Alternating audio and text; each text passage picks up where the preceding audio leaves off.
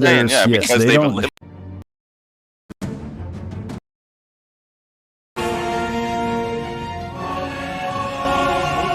A race of non-dickhead drow in Elorath. There are not. Okay, but as far as he was talking about there being different tribes of drow, the drow within Elorath, at least from what Dina knows, are well aligned. There are no wars amongst the drow. Like, they don't fight each other. Yeah, they don't fight amongst each other. They consider themselves superior by race, not by, you know, I live in this city, you live in this city, we want to take your resources or not. No, they all worship the same goddess, and they all believe the same thing, and therefore they are all lost children, and they agree and work together, and this has worked very well for them in this environment. The web, yes, we're all part of the same web, right? But also, the web is only as powerful as its weakest strands. So but there are the weak strands. There are also why there's no weakness among the drow. That's what I'm saying. Yeah, yes, because they they've don't. eliminated. Yeah, they don't believe in weakness. They will let people that are sick die.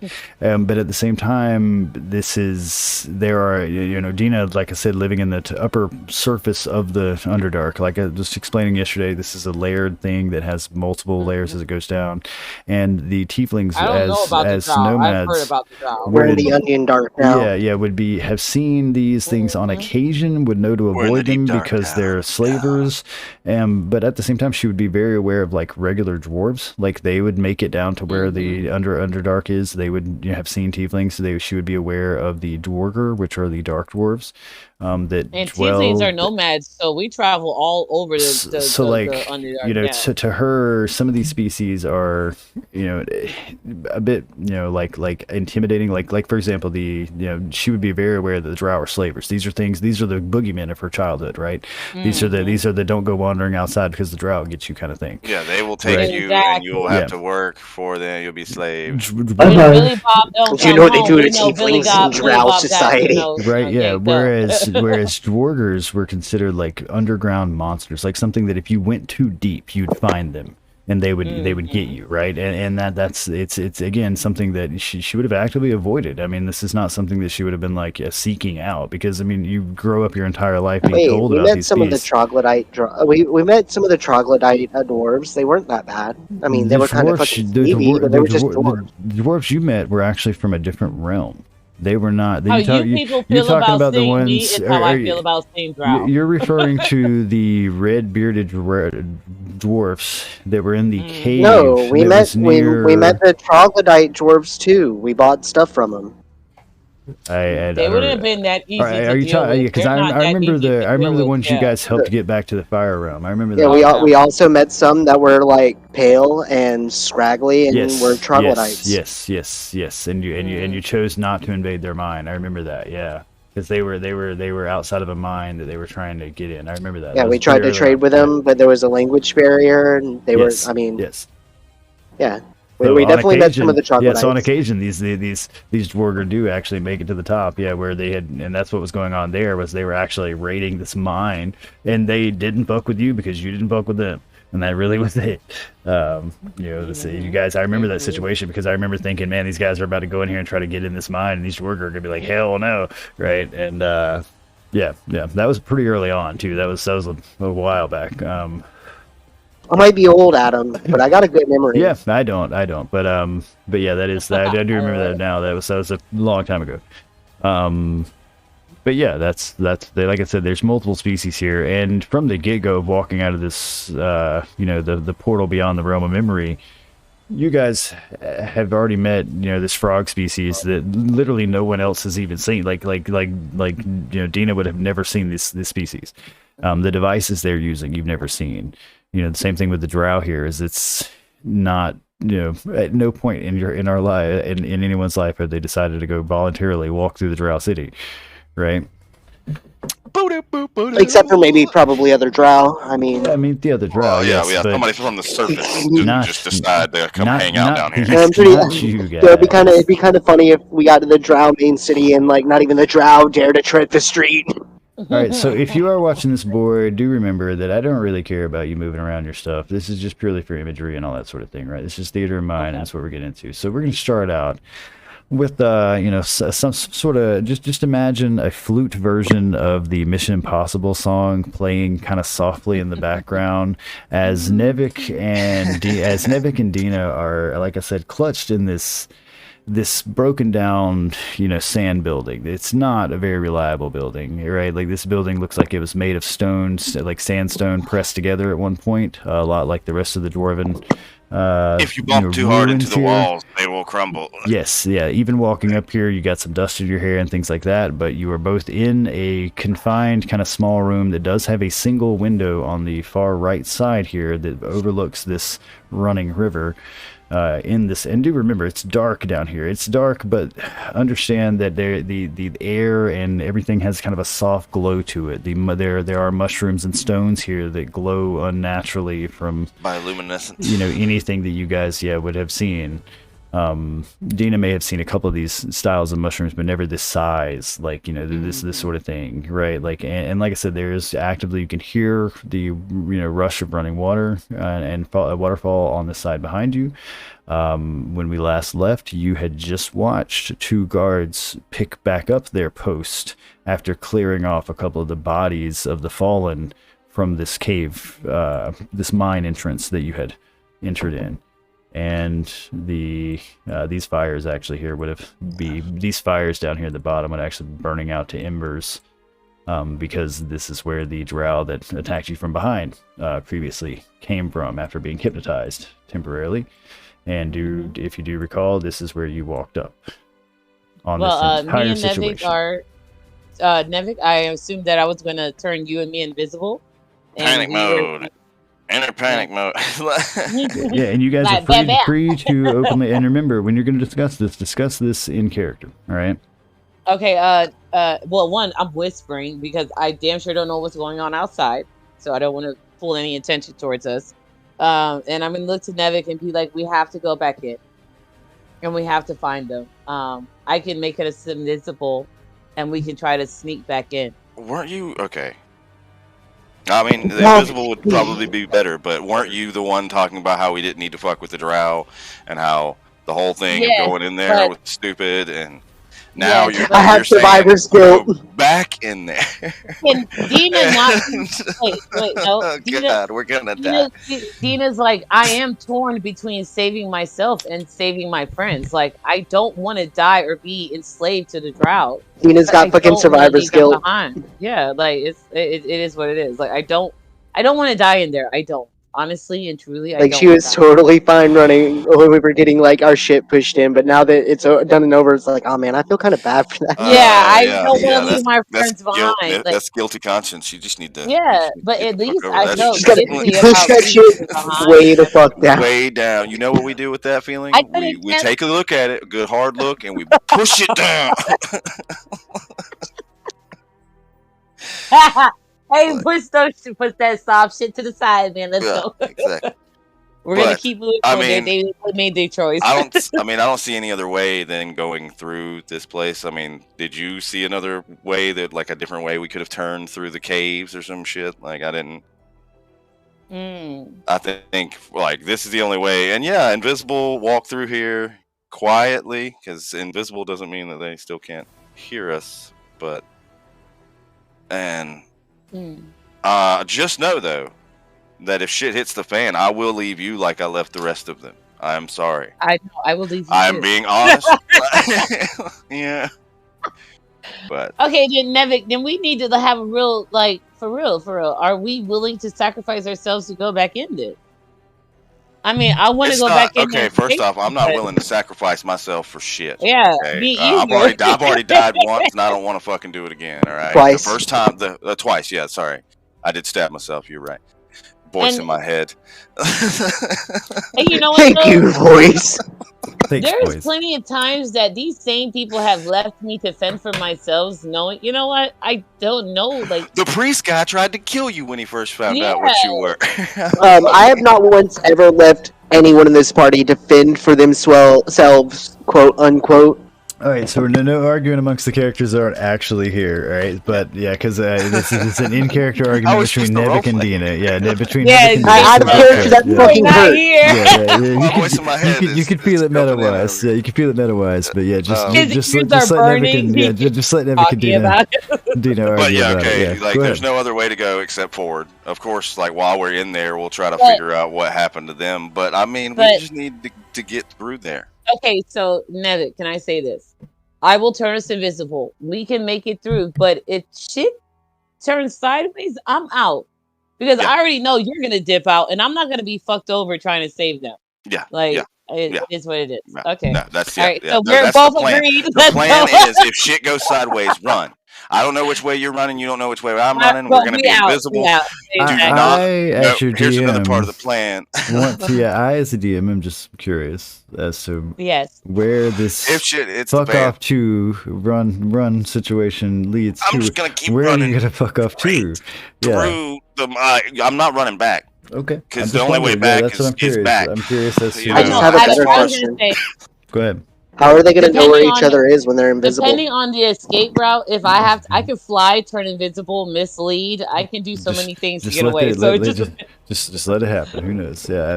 I don't know which way I'm going. I don't know which way I'm going. You gotta know the side. We're gonna have to keep up with each other until she hold hands. You guys are gonna have to hold hands. We're gonna have to hold hands. No. I will say this though. If it does turn out that me dropping invisible means that I have to fly away or get away from a situation, you are on your own. Yeah, like you will become visible at any moment. That's a bitch move. That's a bitch move. No, I'm just telling you, man. I'm just saying too. Yeah, I got you. I understand. I'm being honest as well. That's a bitch move. But okay, whatever. Okay. Did you make them float and carry them? I mean, I could make us fly. I could do up to 2 to 3 people for fly and invisibility. Fly away. Oh man. Yes. But are we gonna fly like this? Is a cave. Yeah, but it depends on what if they type of volcano. You know. Give me just a minute. Okay, so we're gonna cut away from this scene as these guys continuing arguing. The camera's gonna. Like, I'm gonna just abandon you. Slam cut.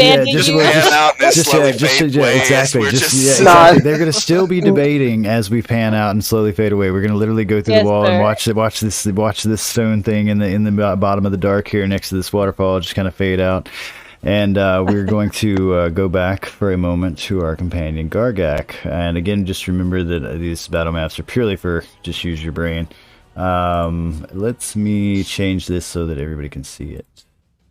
Got a little bit of it. I can see Gargak and the big ass spider. This should change it so you can see the whole thing.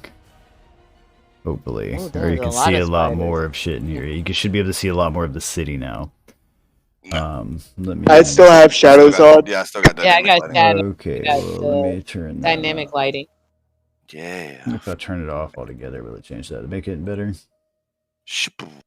I think what you do is turn Fog of War off. I turned it off. Altogether. There is no Fog of War on this one. It's called dynamic lighting, but yeah, I turned it off altogether for this thing. Maybe it's. Oh, okay. Click on Gargak. Click on Gargak. Yeah, I would say maybe it's Gargak. You're not doing it. No, we have to click on him to activate it for us. Oh. So everybody here should be able to see this whole city now. Like, yes, we see the whole and the massiveness of it, right? And there's a shit ton of these guys.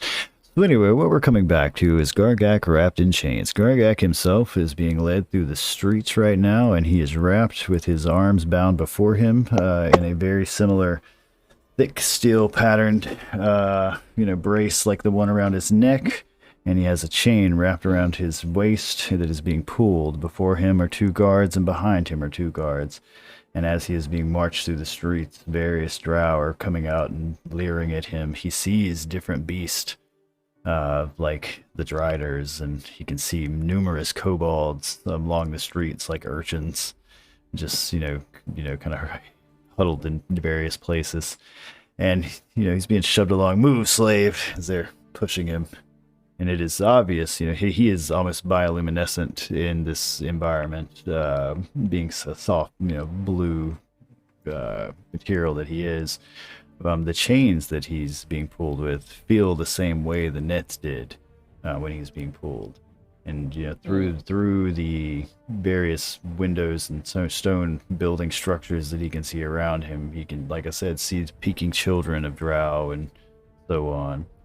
To his left and right are elevated areas where he can hear what sounds like the chink of mining, like people fucking hitting rocks with, tools of some sort.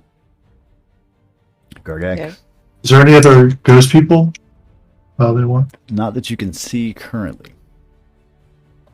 Oh, but ghost people you can't see. So I guess we're mining down here. Currently, you're being led, and you're being led forward through these streets. And as you're being led forward through these streets, yeah, it is there. It is you're being brought to a slave pit, essentially. And you're bringing. We would actually be bringing you over here to this far left, where you would be basically given a fucking really shitty pickaxe made of some sort of rusted-looking steel and kicked forward amongst the rest of these enslaved beings. And only one of the other ones has any sort of ectoplasmic look about him. The rest of them seem to be physical beings, and some of these are species that you have never seen. Like, you could not begin to tell you, like this guy right here looks like some sort of like baby ant fucking tree person. Like, that's what these three guys look like. This one looks like a troll, but he's obviously wearing clothes. And this guy here is a human of some sort. But again, and the human one is the one that looks. I should paint him slightly blue, but looks slightly ghostly. He's a ghostly hue. He looks a lot older of a human. Is this guy in front of me? The robe? Guy in front of you with a robe. I don't know what you're talking about. Is it the ghost? Oh, you're over here, buddy. You're over here. I was gonna say, Adam, who are you talking about? You're over here. There we go. Yeah, this is why we just stay away from battle maps altogether, man. The battle maps. Yeah, we were just. You see what I'm saying? This whole interaction with the battle maps does not fucking help at all. Yeah, like, we would have just assumed that he was in front of the right. person. So like, yes, exactly. He's right there next to you. You see him. You can. So like interaction battle map. No more battle maps. Anyway, so you are in a slave pit. All right, currently being kicked down. You've been led down multiple tunnels for a little while, and yeah, if you had ears to pop, they would have long popped multiple times. And like I said, you were led through the streets on chains, with the children of Drow and all these different species just glancing at you like you were some sort of bizarre creature they'd never seen before. There's a lot of Drow that sneer at you in disgust. Anyway, they eventually get you down here to this mine pit where they, kick you basically to the ground and toss this like half rusted stick, pickaxe at you. And you got a really short handle. You again you don't have any of the items that you had previously. You're in your fucking skivvies, right? And the chains that they had wrapped around your wrist that were binding the two fucking cuffs that you had on, they unbind them before kicking you down amongst the others, obviously slave people that are wearing the same kind of glowing red collar, or that it's got these inscriptions that glow red, that is wrapped around their neck. And then they yell at you, but it's in this weird drow language that you don't really understand. All you really get is work, and that's where you're at. Oh no! What? Okay. Gargat, let me just make a suggestion. The voice in your head. I think what you could do here is tunnel your way to freedom. I think you could mine so fast and effectively that you could tunnel your way to fucking freedom. Alright guys, like, you know what, man? Minecraft my way out. Right, I think guys, so. Let's do this. So yeah, I'm just gonna. I don't know what we're mining. I'll just walk up to a rock, I guess. So when you turn around, I assume you're going to pick up this pickaxe after begrudgingly looking at them for a moment or something like that. But behind you, and when you walk in this room, it is like a hollowed out, like think like a bubble of a room almost, like that has been chipped out in all directions. And what you see is amongst them are glowing pieces of rock that look the same kind of glowing blue that you are. And as it seems that we're mining and gathering are these. Sorry. You can see this large wooden bucket that is kind of sitting behind. It's kind of a low, think like a wash basin style bucket that is, glimmering with these softly glowing blue hued stones that they are mining from the darkish purple black material that is the stone wall. It's cold down here. And do understand this whole theater of mind thing's an experiment for me too. So if you need more, oh no, I'm enjoying this. Yeah, like this is actually very nice. Not having to, but you certainly would notice. Like I said, that it's the same it's the same soft blue that you are. Dig that shiny rock. Oh, I wish I was okay. there. Do I still see the ghost guy, the ghost human? Yes, he slowly but surely every one of these slaves has stolen a glance at you, but they all seem pretty afraid to actually turn around and look at you. And the apparent reason for this is the guy who's standing in the door, which is this well-armored drow that looks like he's wearing like armor that looks like it was kind of crafted from crabs or something. Like it's got like little point spikes to it. It looks crustaceous, and he's wielding a whip that is literally the end of it. It's more like a stick that has like tentacles. Like it looks like a creature is stuffed into the stick or something. Oh. Ooh. Yeah. But yeah. So. Hi everybody. He's just kind of like hey introduce guys, yourself. my name's Gargak. Welcome to the party. Yeah. I guess I'm the new work guy. I will start mining, but I want to slowly work my way over to the ghost guy, next to him. All right. You're like I said, free to. Gargak's hitting rocks casually, moving over to where Buddy's at. Tick, just hey. When you go to pick up the stick, you're free to assume a position next to him. The slave master here doesn't seem to mind which one. He's just sneering at you as far as making sure that you're actually about to start doing what he's told you to do. Hitting them rocks. And so when I finally get next to him, eventually I'll just be like, I'll say, hey. He's gonna glance over at you. He looks very concerned, like worried. He's like, "Shush, you gotta draw attention. We'll speak later." I feel Buddy. Did you even let us sleep? Shh. And you can hear the drow behind you yell something, and he steps up. And within seconds, he is pulling back that whip, and he's about to lash you with it. Oh my god! Shut your mouth. So if you have any sort of reaction or anything you'd like to do to this, or any sort of defensive anything you'd like to do, tell me now, because otherwise he's about to smack you with this fucking thing. Basically, yes. That's what they give him. Yes. Yeah, the tiny pickaxe. Work harder. God damn it, just give me a spoon.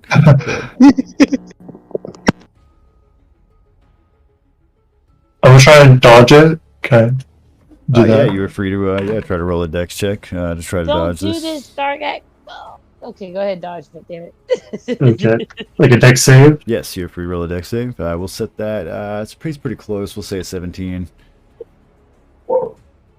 17. Yeah, he's got a pretty wide flail on this thing, so and you are this pretty should close. Yeah, this is a better picture. Oh shit! So Gargak actually manages Gargak actually manages to kind of push himself out of the way, go to pull aside, and when he does, the lash just nails the ground, and this infuriates the fucking guy. He is pissed.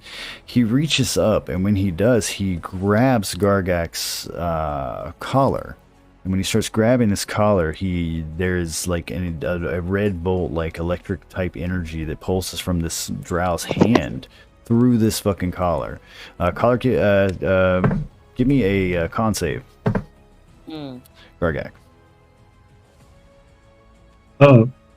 Gargak feels this as this thing just burns on his neck and pulses, he can feel it like tense the muscles in his neck as this electricity energy just pours through him and up his jaw for a moment. And he can't help but fucking groan out in the agony of it for a moment. After that, the drow just kind of, he is too, small to actually pull Gargak, because Gargak's a bit of a larger guy, but he kind of shoves him as he lets him go. And he starts yelling again and starts pointing at the pickaxe that Gargak had dropped after being shocked in such a manner. Pick it up and dig, Hobie. Go ahead. Pick it up and take. Yeah, I'll pick it up. The pickaxe. Want to like crack your neck Yeah. and then pick it up. All right. That's my shoulders. Yeah, All right. motherfucker. As you resume with your tiny pickaxe, the other slaves and the humans kind of glance. The human ghost glances at you. He kind of shakes his head slightly. And we're gonna take a moment from that, and we're gonna just zoom in on a human's eye for a moment, and then zoom out on another human's eye, which would be Faerundis. Faerundis finds himself being led. It's like the I love that's so Raven fucking transitions. Yep. And so we're gonna Faerundis finds himself after having been led through the streets in a much similar way to Gargak. Being brought to a different area. He's being brought to this domed building that it seems to be sitting on the outskirts of this larger city. And remember the rooms and everything here are inside these huge caverns. A lot of the bridges and roadways and things like that are all made quite literally of spider webs and stones that are arched out. There seem to be no torch lanterns. A lot of the lighting is provided by these glowing orbs that they have in bowls that are just like you would see in a human city where lanterns would be. These things are, and it makes the whole scene this dim kind of washed red and purple with the glow of these mushrooms and so on. Anyway, he's going up to this much more much more articulated building, which looks like an arena, like it's a large dome of a building, and he's being brought in, and he can hear the drow talking. And since Faerundis, I believe, has the ability, if I recall correctly, to understand creatures that he can see, he understands quite fully what they're saying. That's only if he knows the language. No. Is it? Well, yeah. There was a I don't know. Post it. Yeah, it's only if you know the language. Pull out the post on it. Yeah, because there was something on it. Yeah, we went over this. Yeah, I remember something like that. But either way, he can make out enough. Does he have because he speaks Elvish and Elvish and Undercommon. So it's a mixture of that. All right, it's like a big Latin type. Yeah, it's a combination of these two languages, which is that's what it was. I can make it out because of the Undercommon. Yeah, so it's not so similar to Gargak and all the rest of them. You can't make out all the words, but what you can hear is what they seem to be discussing is that as they bring him along, is they don't understand why Rashik would want such an old man to fight in the arena. He seems weak. Look at how frail he is. We're going to break him in a matter of minutes. How is this going to be entertaining? And they are escorting him inside the side of this building, similar to how they would let baseball players into a different, side entrance. He doesn't go through the grand hall entrance that all the great people get to, they're paying, get to do. Instead, he's ushered into the side, and when he's ushered into the side, he's brought into a prison cell, not dissimilar to the one that he was just out of. And he is kind of roughly shoved and kicked in by the two guards that have been escorting him. And in this room is another guard. And this is where they begin, continuing their discussion about how Rashik orders this one for the games tomorrow. See that he's fitted, right? And after this, the other one, acknowledges and kind of looks him over, and again they kind of laugh about it. They seem that this is amusing to them. This old man is even here. There's no way. They're like, we'll make sure he's in the first couple of sessions so we can go ahead and get this out of the way, kind of thing, right? Like this isn't going to be. Yeah, he can be one of the starters. Anything, right? Yeah, this is. We'll feed him to the kobolds afterwards, right? Like this is nothing. And that is currently where Faerundis finds himself. Faerundis is in a room that has one of the very few torches and probably the only fire he's seen since he's gotten here, which is an important element for Faerundis. In this room on the stone wall, the guard who goes back to his desk here that has, littered with papers and various inks and what looks like some sort of weird fucking writing utensil. It is a pencil type pen, but it's not, it's got like a curved feather thing stuck around it. It's not quite like you would notice it. Anyway, on the wall here is a straight torch, like a burning, kerosene dip torch. On the far underneath this, you can see two buckets filled with some sort of liquid. And this is on the ground. A little bit more hay than you had in the last room. A little bit warmer in here. The guard goes to stand up, and he walks off, and he goes back down the hallway from which you were escorted. In this hallway, you had noticed other cells. In them, you had seen other people, other creatures that were, like they looked like to be some sort of amphibious creature that was in one of these cells. The other one was empty. There were other doorways, like these were straight like wooden doorways. It doesn't look like this area has anywhere near the grandeur of the actual streets and appearance, the outside of the building. Just to be clear on that. Anything else, favorite room, that's going to help you? So is there a guard standing in front of the cell right now, or are they gone down the hall? The single guard that is sitting at his desk across, from where you were, your cell is, has walked off down the hallway. And you can hear him. He seems to have entered. You can hear the clatter of a door open, close down that hallway. And like I said, you're in a room where there's a torch on the wall. And you can hear that sing of the fire. That you can see the dance of fire is upon you for a moment. Because cinematography, why not? I think your caller has been deactivated since last session. Yeah. Sorry, Jason's voice of Kai's the conscious, and he's Jiminy Cricket for everybody. I'm gonna try the door to the cell just to sort of see like how durable it feels. I'm gonna reach up and grab the cell door. Yeah, sort of shake it to see if like I think I could like blast it open or something. It clanks a little bit, but it's pretty heavy metal. Like it feels like it's some sort of thick ass steel or some sort. Like it feels like if this were to come down on you, you might get pinned under it, kind of thing. Like it seems fairly heavy. And though it does clank, the lock itself seems pretty solid and thickly built as the rest of it. Nice classic like rectangle, lock mechanism there for the swinging door. And it doesn't look like you can see some grooves among some of the other bars. It doesn't look like you're the first person to hold on to these bars by any means. Can I tell what the 2 buckets of liquid are? You're free to try. What kind of check would that be? An insight check? Yes.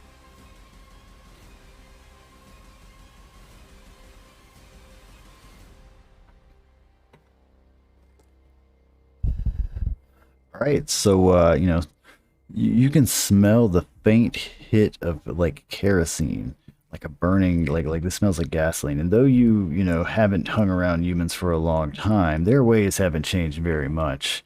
And you do know the smell of kerosene for lanterns when you smell it, and that's what one of these buckets has. The other one just seems to be water. And anyone who has their own torch would say that sometimes you got to take that torch and dip it back in the kerosene and put it back on the wall so it doesn't dry out. I'm going to, like, gently throw myself against the back wall and fake a heart attack, calling for a guard. Oh, that's a free to performance, try a right? performance check to fake a heart attack. Oh, no. Oh, that's the big one, Elizabeth. I'm coming. Yes. I'm coming. Now, do you understand the back? Right now, do you understand the back? Yeah, do you understand the back wall itself is stone? So you definitely would knock your own breath out a little bit when you bash into this back wall. You should do a COD save to like. And when you do this, and you fall down, no one comes for a minute at all. Like no one even responds to this. Like you don't hear anything. You hear you in fact hear was somebody cough down the hallway in one of the other cells. And then after a good, like, say, minute or two, you can hear the door clatter again, and you start to hear footsteps as the guard approaches again. The guard is carrying with him some sort of sack when he comes back. He looks at you on the wall, falling down. He just kind of gives you this like kind of disgusted look. And then he takes this, leather or cloth satchel that he's got with this like rope bound around it and unwraps it. And it doesn't look like it holds a lot. Whatever it is looks wet. And he literally just kind of like you would feed a dog out of a pouched bag or something. He like kind of oozes it out, and it's this blackish red what could be meat, and it just splatters on the floor at the foot of this cell door here. And Bon appetit. He kind of gives you a more disgusted look, and comes over. As he comes up to the cell, I'm gonna use Mage Hand to throw the bucket of kerosene on him. Oh, you're free to do that. Yeah. There's not an actual roll for Mage Hand. Yeah, it's just prestidigitation. That's if I remember correctly, that's just prestidigitation shit. Yeah. So describe to me how you were going to do that. Are we going to while he's just like in the air, or because this thing is on the ground next to his desk. Oh, so it's not in my cell; it's in his it's beside his desk. Yes. No, he would not. Why would we leave that next to you in his cell? No. Okay, that makes sense. Yeah. I'm like as he's just like sneering at me, I'm gonna start doing like the weird old man thing and like trying to like scramble over to get it. And while he's sneering at me, I'm gonna throw it at him from behind his body. Okay, but again, how are you gonna throw it at him? Are you gonna pick this up and pour it over him, like fucking I don't know, magical unicorn style, or are we gonna like just like tip this over because it's on the ground? Because the hand can pick up to what, like 10 pounds? Yeah, I mean, no, he can definitely pick it up. I'm just wondering, like. So I'm just gonna like pick it up and then like pour it over him from the top of his head, so it like runs down his body. Like, because he would instantly go to turn the fuck around. Right, that's why I'm asking. And would he see this thing in the air or not? Yes, he would. Right. So, at that point, he would fucking swing at this, swing in rage at this kerosene fucking thing, and then of course turn around to you, and then being a fucking perceptive drow would instantly notice that your collar is not lit up like it should be, because that's his first go-to is I need to stop and control this. He shouldn't be able to do this. Yeah, exactly. Like, he shouldn't. Right. Yeah. He's going to yell out very loudly, like to his right. He barks out some fucking bizarre drow shit that you can't understand. And then he starts fucking stepping back to his desk. And when he does, he's pulling open a drawer, and in it, you can see the glint of a dagger. I'm gonna throw a firebolt at him. Yeah. Free to cast as you please, boss. All right, so let me just give you what this guy's... Should he destroy the cell door at the same time in the radius of his fireball? No, I have a whole plan. This guy's got a 17 AC, boss. Do I get advantage since he's got kerosene on him? The kerosene will have its own effect. Gotcha. Do I have a name for him, or do I just roll like? Just roll it like you would. Just cast it with no target, and it'll cast it and keep up with all your stuff. Gotcha.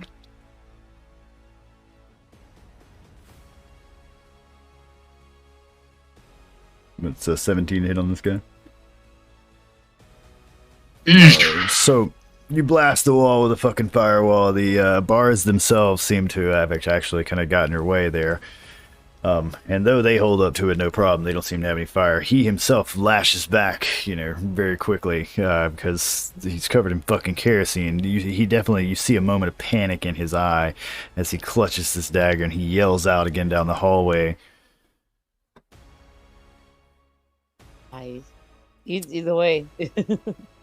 So I think this is a good time to go to Jason for a moment as we, Sorry, but yeah, covered in kerosene. I was gonna light the mofo on fire if I could. I think it's a good time. I think it's a good time. Yeah. To go to our friend Jason here, as we are going to, look at the, shadow of this wall where there's that candle burning, and then for a moment come back, and we're going to come to another shadow on a wall where there's candles burning. Except for this time, it's Jason, and Jason himself is. Again, having been escorted, but this time the building he goes to is more of like a church-like building. He's been called upon to be an assistant. He's to be a eunuch of a slave, to be motherfucking one of the the idea is more like a trusted servant. Like I don't know if that makes sense. Like I know Dylan was talking about a pocket theory, but like it's very much we would have like house slaves, right? Yes. And you would want your house slaves to be more docile and weaker. Well, we go back even further. We'll say that the Romans had eunuchs. Well, that's what I'm saying. Yeah, eunuchs. That's what I'm getting at. Some of the right? most trusted. Yeah, that's what I'm saying, right? And so how are they going to take how are they going to make me a ghost eunuch? Oh, I'm not saying we're going to actually make you a we're not eunuch. going to make. We're not But going it's to that concept. But that concept is what I'm saying. It's that concept. So we're supposed to break you for that, right? And that's what they're getting into. So it's this building that looks almost like a church. It really does. It doesn't have any of the symbols that Jason would recognize as a church, but the outline, the structure of it, the way it's built, like the way that it has the two swing-in doors and the columns on the front, like he would. It would remind him. Yeah, it would remind him, of this.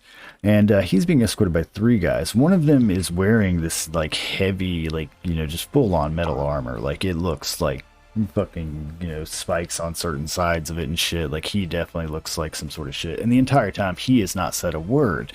The other 2 guys have also not said a fucking word. They bring they bring this man there, and they get to this place, and they eventually walk through this door, and when they get in there, it's not so much a cathedral as it is just an open room here. It looks like almost like a waiting room and a series of doors and like hallways, right? And they leave him here with this armored man who starts to pull him along. And he's going to bring Jason into this stone room where he literally leaves him standing as he starts pulling together what looks like a series of chains. There's a small wooden box on the ground in here. You can definitely see and smell the scent of, spilled blood and, Lord knows what else stains on this place. You can also see where there are like loops and shit on the wall that this guy is starting to hook these chains up to as he has left you standing here next to him. You're bound much like Gargak was bound previously. You also have your hands pinned together basically, and you're being pulled along by a chain on your waist. But your collar, they have yet to notice, is not glowing.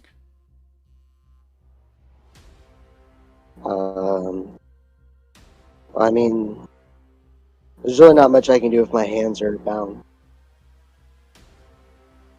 right now. You're free to do what you please, man.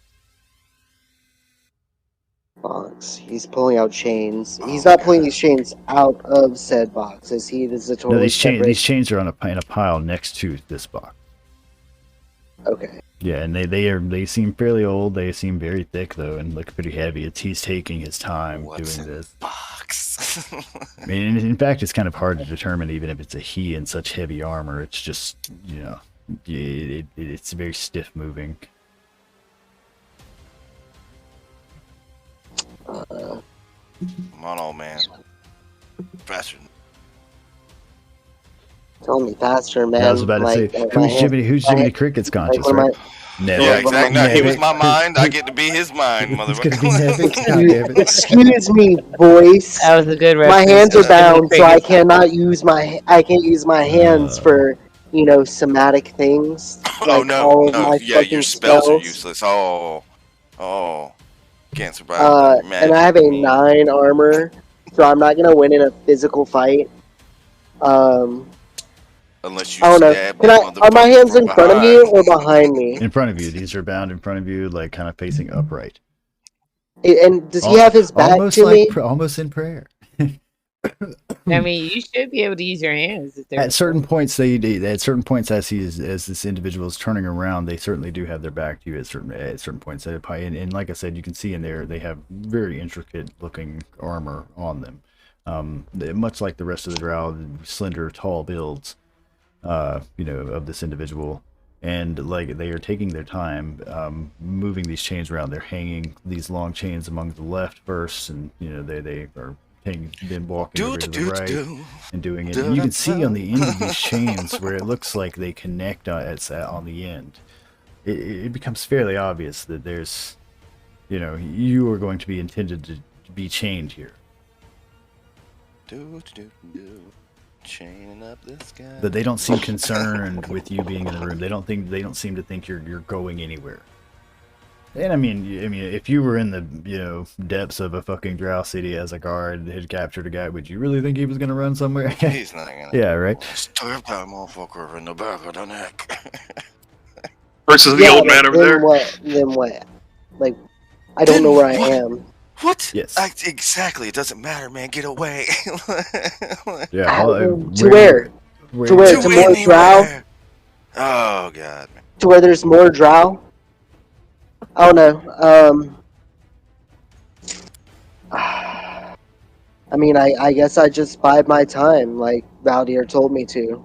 Okay. Here. So you I'll are have going to, to just sit here. I'll have to endure. All right. So after a while of after hooking up these chains, they seem pretty satisfied with them. They tug on them a little bit, and they come over there and they start to unbind your hands. And they, much like Gargak, they leave the cuffs on your hands. When they do, they grunt, and you can hear them literally say the word "here." When they speak for the first time, it becomes clear this is a female voice and not the voice of a male, which is something you haven't seen a lot of in the, or at least when you were fighting the Drow, you didn't see very many females. In the streets, you certainly did.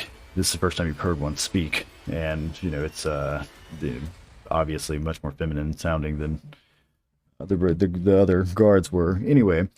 They, guide you along and have you stand in the center of the room. When they do, they take these chains and they start putting them, wrapping them to the cuffs that you have, and they're tightening these like bolts and screws that are like tightening around the cuff themselves and not actually your wrist.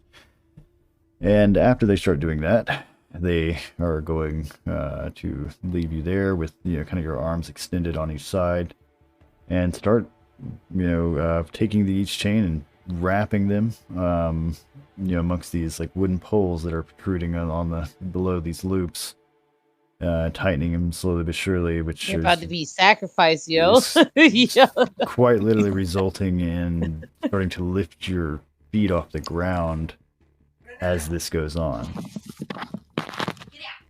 Right, plot filter nipping.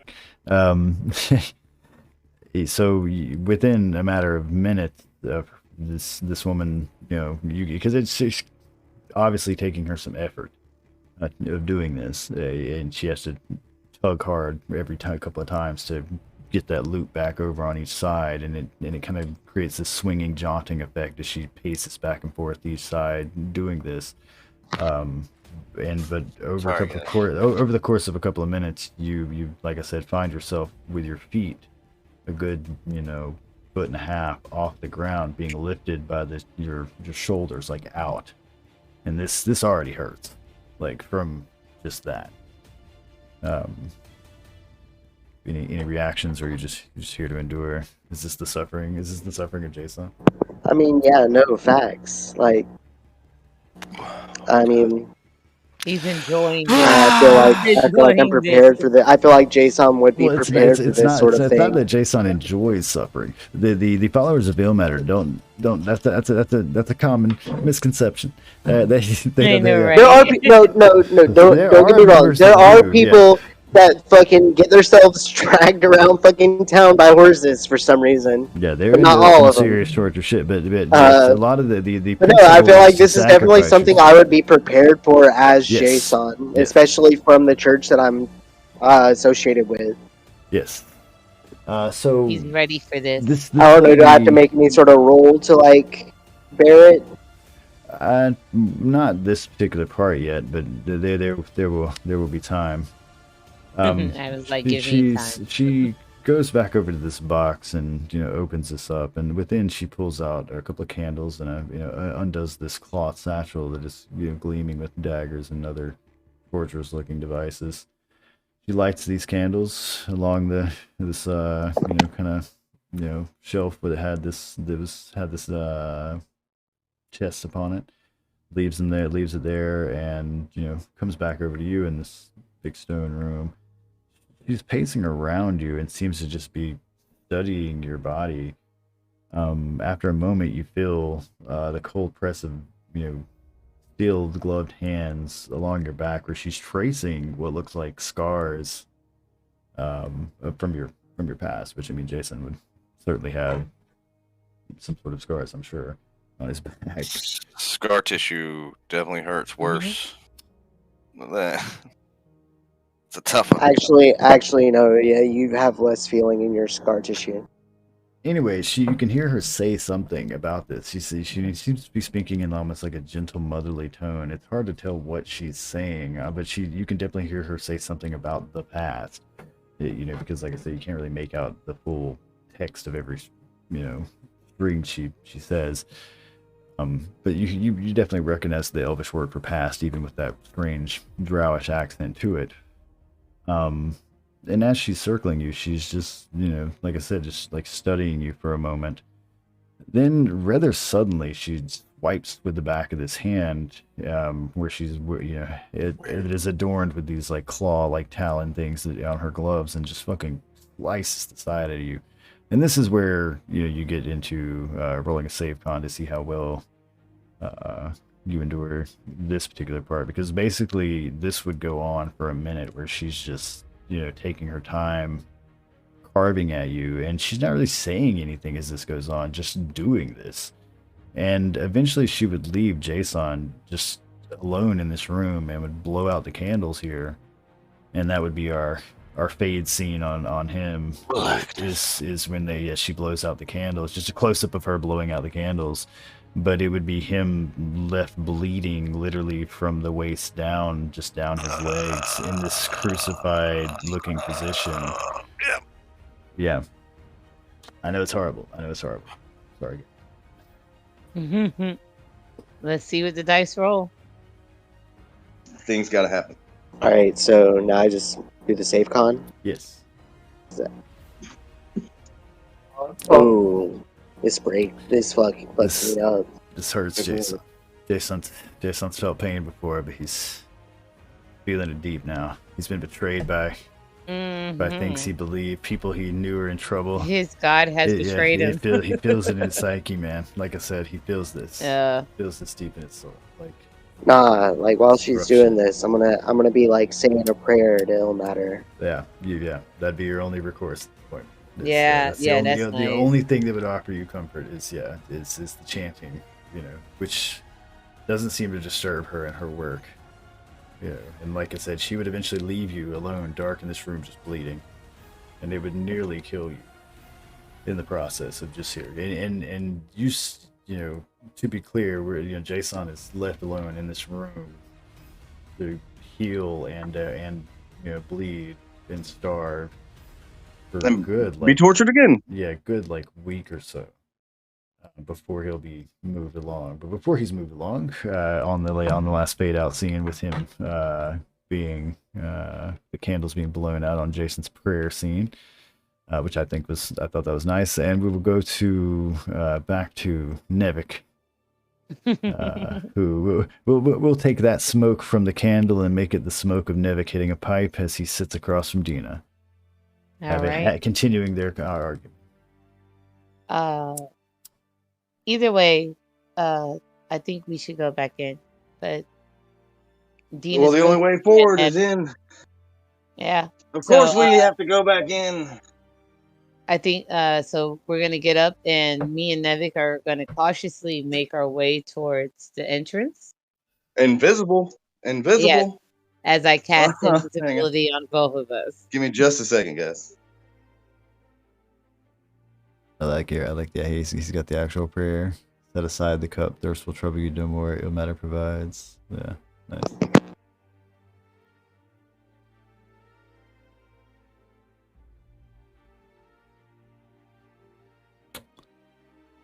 So how you guys doing? Do I have to cast? Not hot. Tortured. Having better times. Yeah, my escape attempt might be about to go tits up.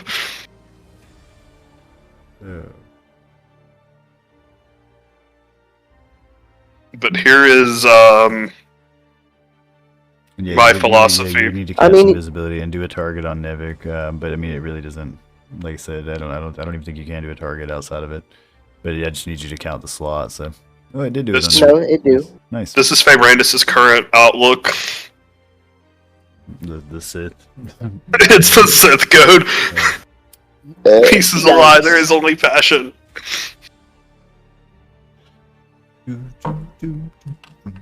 Is Nevik with it? Nevik was. It says attack advantage true. What does that mean? Does that mean that I can still attack while invisible? Sorry.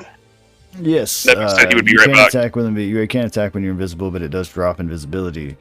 It is not here.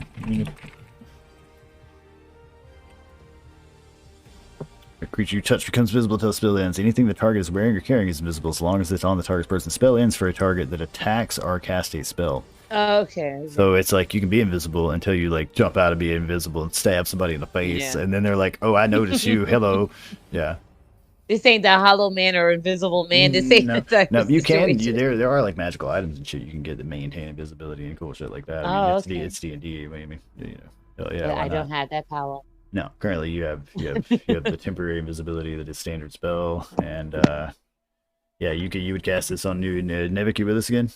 I assume he'll. Yeah, there's like greater invisibility too as like a spell. Yeah, I'll assume Nevik is on mute. We can take a couple of minutes. I think he went to go smoke. No, I think he probably went to go do something Why else. Why would he go smoke on his? I'm like, yeah, dude. Like, No. My cat's being an ass and trying to fucking break my TV, man. So I'm trying to fucking put him up in the bedroom.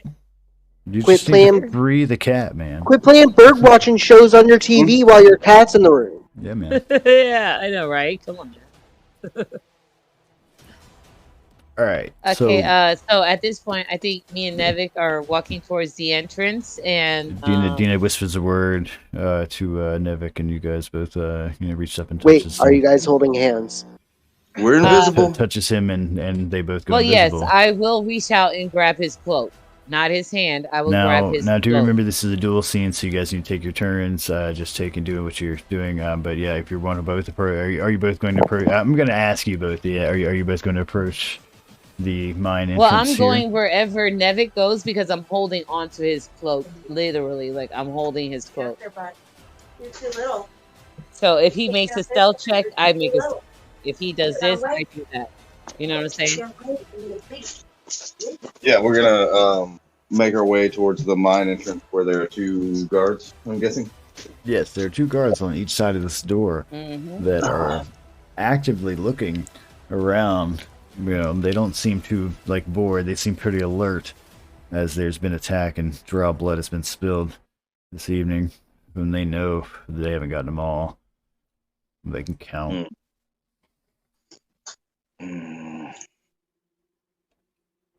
These ain't beast. Okay, yeah, we're around ruins and shit. I'm gonna pick up a small stone and just oh, nice. Kind of wrist throw it over, not even 10, 12 feet. Not chuck it hard as fuck, but just kind of. Is your intention to make noise with this rock? Mm-hmm. It's a distraction. What kind of roll is that? What do you want to say? I want to say, maybe a performance roll or something. A performance sounds like a good one. Trying to make a noise with it. Like how relevant, how much of a noise do you make with it? Yeah. How many times did I? What does it clatter upon? Yeah. And then does he do a girl throw and it falls straight at his feet? I mean, yeah, he could roll a 1. If he rolls a 1, sand or something, and it just doesn't make any noise. So Nevik manages to actually nail one of the top rocks, or a piece of stone architecture that is on top of one of these crumbling buildings that you guys are walking around, and it falls over when he does this. It makes this nice, satisfying crack, and just within a matter of seconds, this big brick goes whoop on the ground.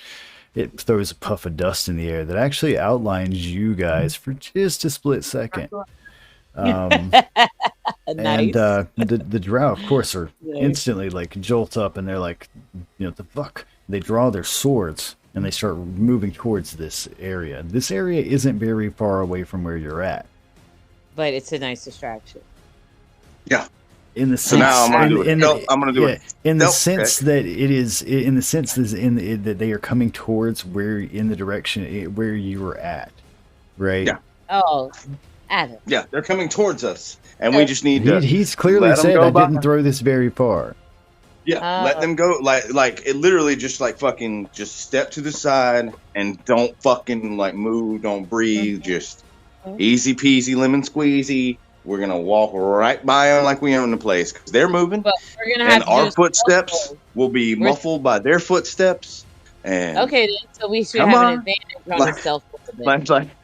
This is what I do for a living. You're invisible, and being invisible doesn't give you advantage on stealth checks. Being stealthy here does involve. Oh no, I thought he's saying because of the noise and the cloud from. No, that just brought them in your direction. I mean, his plan sound. I mean, I'm suggesting that like while they are running, we move, and that it has nothing to do with advantage on stealth checks or anything. It's just like that's how you use stealth while you're like we're still out in the open. He's trying to roleplay it, Adam. I mean, we're gonna move while they're moving so that they can't hear us. But he still has to do it stealthily so they don't notice his footprints. He's walking in like a dusty area. I mean, they just threw dust off the ground.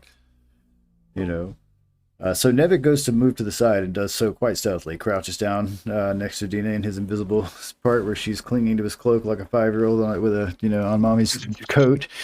And you can feel him tug you to the side here as he goes to move along. If you would like to try to not be noticed in doing so amongst this dust that has been kicked up and the mine floor let me here, do a stealth check. you are free to try to hide as well. Nice. Easy does it.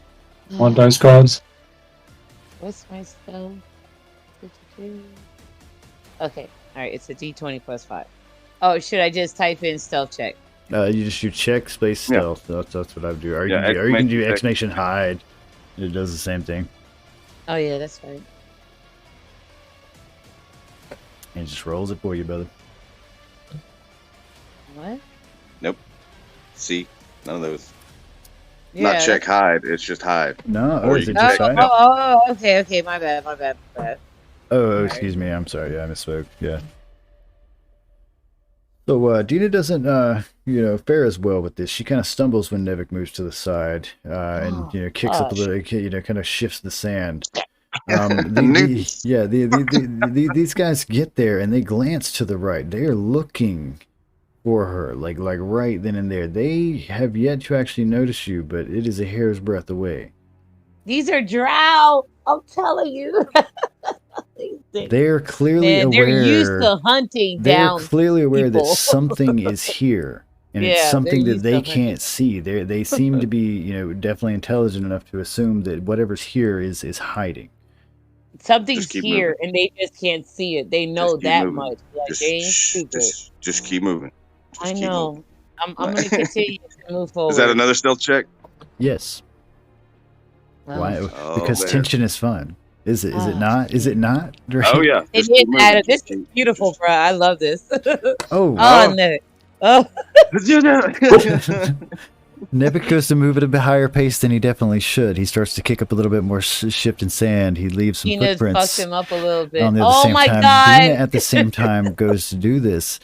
So at this point, these guys clearly see where you're moving, and you can see that they're. One of them are pointing at the footprints that you're making on the ground, and he is yelling at the other guy, and they are starting to walk towards your direction. Like they are clearly. This is when I'm just literally gonna grab Dina's hand, who has my cloak, with my only hand.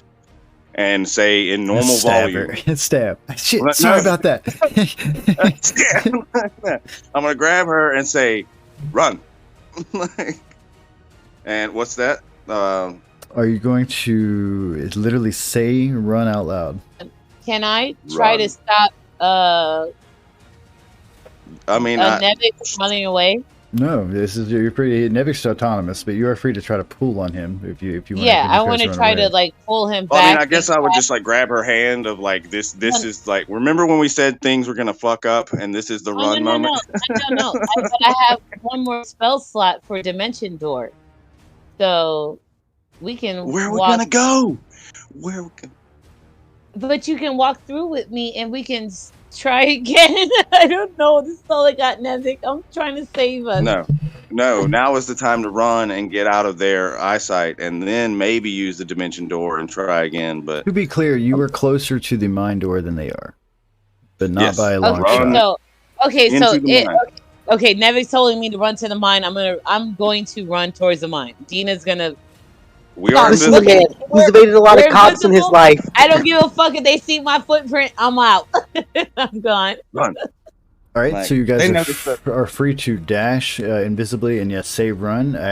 When you start running, they start running. They because they hear us running. It doesn't take them long to hear, to obviously hear you say run and to see the footprints as you start kicking them up. Yeah. Because when you're running and you're not doing it stealthily, your body's landing heavily on the ground.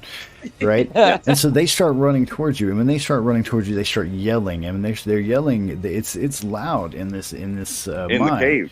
Yes, and quickly, you start seeing that lights start going on. Like it seems that you have woken up this city a little bit, right? Lights start going on, and other drow start moving on. You start. All we gotta do is cut around the corner and get quiet again. You start hearing all these guards and different people moving on. You can hear what almost sounds like animals barking somewhere, just around the corner. Is Adam? Yes. For me to cast Shatter while invisible, is that a Constitution? Like, would that break my Constitution? Concentration and Shatter is actually not a concentration spell, so it would not. I wanted to cast it at the entrance to the mine. Okay, running but rock. hold on. Any spell, for this particularly for invisibility, not any spell actually. Any spell. The spell ends for a target that attacks or cast a spell. So I mean, it's not that it breaks it because it breaks concentration. It breaks it because you cast a spell. Okay, I thought it was a concentration. All right, no, never mind. We're dead if we're not invisible. I was trying. I mean, it is a concentration. It is a concentration, but any spell will break it. Yeah, that's what I was saying. Yeah, no, I thought that I could cast Shatter at the entrance to the cave, or at least. However, I think bardic features still work. They would if she still has her loot, since she hasn't been kept I have prisoner. one bardic. She has her. I have one bardic inspiration left, and I'm holding on to that for dear life. So. Yeah, I basically tie bardic things to having an instrument. So, like, say if you would have actually got held captive here and they took your instrument, your bardic things would not work very well because you can't play music. Yeah, I can't. Yeah, I feel you on that. It's a music thing. So. You can sing. Could I sing? Yeah, I was gonna say, can I not sing? You can sing. You can sing. You can sing. I was gonna say, can I not sing, Adam? Come on now. Definitely as the diminished rate. Not all bards Not all bards play instruments. But Dina was a singer. She does. She has That's what she became famous for. I was a singer. Oh yeah, definitely. But you could certainly use your instrument for a lot of things, and she's been wielding an instrument from the get go. Like it's not like singing is her sole bread and winner. I would say it would be at a diminished rate. Art is subjective. Yeah, I would say it's not as good. Yeah. Are you telling me I can't be a bard that's a stand-up comedian? I am going to go ahead and say in my D&D world that acapella it does not hit as hard as like rock and roll. Okay? Wait, are you saying that I can't play my interpretive dancer bard? Now that said, if she can persuade at any point, if she can persuade multiple people to join her in her acapella, I will allow it. Just saying, just throwing that out there. Man, as in like the group joining.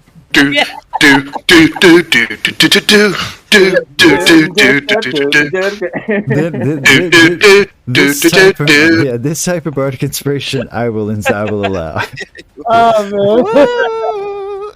Next time we're just on a road walking, that's going to be how we get bardic inspiration. Is we're just going to be an acapella choir. I will totally do it. I will totally do it. So we figured out our cover story for when we get to the manifest. Beautiful singing. We're actually an acapella group. You have to believe us. Oh shit! All right. So anyway, shit's getting hit in the fan here. Like shit. Yeah, but me and Nevik are running. I said, you guys are running into this. You're running through the short mine into the city where we had seen before, and it's a city that has a river that runs through it. I mean, it's a big ass fucking. Do not get in the water. They will find us. There are like towers and like lights going on. You can definitely see like all these different like I said, lanterns and the orbs of the city. Nevik, do not jump in the water. They will find no, we're not getting in the water because they'll obviously one thing now. Nevik, what's your passive perception? Pretty high. 17. It's like a 17, yeah. So one of the things Nevik would notice, having grew up in a city like that was pretty crowded and full of people, there's a lot of alleys here. Yeah. A lot of buildings. Yeah. like the main street that you see, the main street. So the main street that you see that goes before you looks like it would hold about 2 carriages worth of horses going back and forth. And it goes down a hill. Down this hill, you can see on the back end, there's this like another mine-looking entrance. Over there to the right, there are a shit ton of intricate buildings where this thing goes out for what looks like miles. Same thing to the left. Over there on the left, these buildings that are taller than the side, they act kind of like a railing for this large do not go in the mine. street. Do not go in the mine. Also we're losing a shit ton of buildings. Okay, listen, like I grew up as a fucking alley rat. So that's where we'll lose them. Tina's just afraid. She sees all these. With a quick glance of this sort of city view that you had running in here, even when you were fighting earlier, my bread and butter. It looks like this population of drow could be hundreds, if not thousands, depending on how many are crowded in these buildings. Yeah. Oh, that's my bread and butter. I know. Close knit fucking buildings and shit. Yeah. Alleyways upon alleyways, intricate fucking corners and shit. Okay. Lose them in the alleys. Nevik, hold on 1 second. Let me see if I have a spell to hide us. We're invisible. Well, no, I'm saying to hide amongst Nevik's mind. We are as hidden as we can be. Run into the alleys and hide. Yeah. So just to be clear, you got meet up with you. I'm gonna say you're after us. Like, I'm gonna say you got minutes. Now, you got 30, 40 seconds worth of fucking things to do here before you. And these guys are on your ass. Let's go. Okay. To the point where I'm going to point to the left and tell you to go down the alleys. She can't see you. You're invisible. That's right. Yeah. You point your dagger to the left. Not to mention you're already holding on to it with your one good hand. One good hand, and nobody can even see it. Okay, so I'm going to tell her that we need to split up and hide in the alleys. I will head to the left and leave. You're going to release her hand and run to the left, is what I'm hearing. Let's do this one at a time. Nevik, what are you doing? Yeah, I'm gonna tell her Nevik, we need if you're going to try to do so quietly, or are you trying to do so to get distance? Definitely distance first. All right, can I plan my escape differently than him? Yes, we'll get to you. He released your hand. This is all happening at the same time. I'll let go of you. I'm invisible. So Nevik, you would hear Nevik's fucking feet slapping down the street. To the left. All right, so Nevik will return you in a second. Dina, Nevik has just released your hand. There are men, drow on your ass, drow in front of you that are starting to come out of these buildings, and you can hear them. So they have like what look like lizard creatures, almost like kobolds that are dogs on chains, and they're starting to look around. And fucking, there's a lot of noise going on in the city. Okay, so you're invisible on the main street. Okay, so I have a perception of 14. I'm just trying to look around and see. Do I see a pole or something for me to climb upon, like that I can climb up to get to the rooftop? You see a number of buildings. You're not sure if any of them. It's got to be like a waking nightmare for Dina right now. You're not sure if any of them. There are a lot of buildings around you, and they're very, like I said, kind of bizarre. There's a lot of intricate carvings and work on these buildings. You are free to do let's say we can either make it survival or perception. I'll give it your choice of which one of these buildings would be short enough for you to try to dash up or pull yourself up. Okay, let me do a perception check then. I'm just going to roll it in the, what you can call it. Let's see what it rolls in. Oh, 10. Bitch. You cannot clearly find any of these buildings that look like they would be short enough for you to pull yourself up on. So Tina's literally down there wide-eyed, panicking. Nevik has let my hand go. I'm invisible, and run to the fucking alone. I'm completely alone. No, I'm going to just go ahead and run, and I'm going to run where I'm not trying to hit people. I'm trying to dodge or be stealth or whatever I have to do to run through these people. Are you trying to not be found by these people? Or in which direction are you running in? No, I'm trying to do like a dex thing because I'm running frantically. I think she's trying to literally like do the dodge action. Yeah, like I'm running and I want to be able to do it like a dex save. I got you. But which direction are you running in? Oh, I don't know, sweetheart. I can't see. I'm sorry. I'm so used to the battle maps, Adam. I'm There are sorry. no battle maps. Oh, yeah. You're standing in a street. Footprints The script's before you. Yeah. Down the alley that he let my hand back in. I'm running east. I'm just running east and out through the alley. Okay. So running to the right. All right, so yeah, you both go in separate directions. So if you are, you're not doing this stealthily, so you wouldn't make a bunch of noise, but at the same time, you're free to roll a save very dex. Athletic and yeah. Like I said, you're free to roll. You're free to roll a save. Well, no, it's not a matter of being dodging things. Dodging things is a matter of how many guards you would. There's no actual people on the street. How much noise you make. Yeah. So so you're like I said, you're free to roll a save dex to see if you're in your frantic running. Am I getting out? Okay. Actually swift enough to move away from these noises that are happening. So quite well. Oh man, she is quick. Yeah, Dina, fear was real. Dina, being fucking terrified as she is, actually does pull off some fucking fight or flight took over. Yeah, so give me a second here. So before she if she went running off down this alleyway, and in this alleyway she is fucking going to actually be able to quite literally jump up the side of these damn walls. Like she doesn't need a pole to get on the top of one of these buildings. Like she just sees a shorter building, and in her panic quite starts to pull off some Assassin's Creed bouncing off wall shit that she's never actually done before. Just fucking hyperventilating some awesome fucking parkour shit through Drow. Yes, and Dina's in her demon mode right now. The last thing we would see of Dina in this scene is as her tail slips up the side of this building, and she manages to scamper on the top of this roof and lay flat, and she's panting. She's still invisible. I am scared. Yeah, she's made some noise, and she at the top of this sitting on top of this roof can hear guards run by. I mean, it's a matter of seconds that she just dodged these guys. They're carrying these orb kind of things. Nevik, you let me go. You let my head go, man.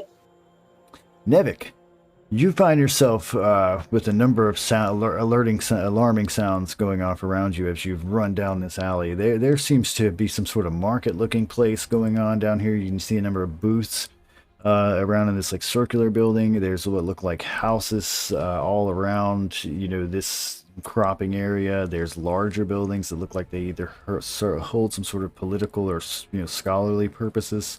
And within these buildings are starting to light up. It's obvious that some sort of a ruckus has been made, and some sort of alarm system is going on, though you can't hear any sort of alarm system like you would normally with the bells and yells of guards, but you can certainly hear these lizard bark type creatures and guards yelling out amongst the streets. They're not too far behind you. I'd say 30-40 feet. You can see the cast of their glow-like torches and so on. How close and how tall are the buildings that in this alleyway? You're free to give me a perception check on your roll to actually give you an evaluation, or no, let's make an insight check on how tall this actual building is. Like you're trying to measure it just straight up. Could I measure this building? Well, I mean, I have second story work. Climbing no longer costs extra movement when you make a running jump. The distance covered 3 feet. Like I have a feat that makes it where I can climb easily. Yeah, but I understand you're trying to assess the height of the building is what you're trying to do, right? Not climb it. Right, so you're not quite sure how tall the building is. It looks anywhere from fucking 14 to 20 feet. You're like I said, it's kind of hard. It feels weird to look at it in a slant. You've never really had to look at a building from the inside of a cave before, So Drow architecture is just weird, man. Well, let's fuck it, man. Let's get up there. Let me do it. I'm going to do it fancy style. All right. So if you're going to try to fancy style your way up this building while these guys are moving up here, you're free to roll acrobatics checks. So you're not going to do such a hot job. You find yourself kind of half hung on the side of this building where there's a small window opening. Inside, you can see a drow woman who has been alarmed by the clatter that's gone on near her window. She shrieked back, and inside there, her bedroom is quite intricate. Like they have like beautiful tapestries hanging on the wall. Like the thief inside of you instantly chimes for a moment. You're like, ooh, that's a silver mirror. Ooh, look at that fucking cutlery. Yeah, I guess it would be what I is bet it? that perfume on that desk ain't cheap, you know. Couch though, pure human leather. No, nice. Fancy. Anyway, still fancy, super fancy. Would go for a high price somewhere else, those orc boys. Like a stealth check to get all the way on the roof, or sorry, not a stealth, a strength, or like a stealth just to hide right behind this. Your options currently, as you half dangle in this window here, you can either pull yourself into the window and then try to reassess getting back up from there. Or if you're trying to climb past the window itself, yeah, you're free to make strength checks to just grunt and move past. No. Oh, that's gonna suck. But this woman has noticed something has gone on the window. She's startled by the noise. I'll be right back. Favorite is dead. Oh, God. You fall from the roof. What's that, con save, or I just take damage? That would be a con save as you nail your back to see just how much damage you take. There's a dumpster below you, but you fall on the lip of the dumpster instead of into the dumpster. God. So Nevik takes 4 damage, just rolling on his back right here, just fucking straight up, just slams on his back. Nevik, these guys are probably within 10 feet of you. You were prone. You can. Can I see that Nevik is going through what he's doing? You're sitting in a comically shaped Nevik hole. You are actually in a completely different part of the city. You ran to the right where he ran to the left. You guys are hundreds of feet apart at this point. All you can hear the clamor of guards and excitement that as it goes to the city as it moves. They're still searching you guys. Get up and run again. Continue through the alleys. I'm guessing that's going to be they're going to have some sort of opportunity to either throw something at me or shoot at me. Don't try to do it stealthily. You should just. I mean, I could just try to get up and dip around the corner. Okay. This is up to you, man. Okay. How you free to play? I like that. I like that. No. I mean, if I'm going to play my strengths, these guys are I'm literally going to stand up and like full sprint, and then just dip right around the corner and stop. Nobody's like fuck this. All right, you have like I said, 17 insight. You clearly would see the lip of the building to turn around, and you are just like I said, barely. You kind of knock against the side of the building a little bit when you do this. The guards themselves, walk like you can smell them, right? And if it weren't for the right shift of wind here with a 15, they would smell you. And for at this moment, I think this is a good time to leave these 2 tenth thieves in the night and go back to our boy Gargak.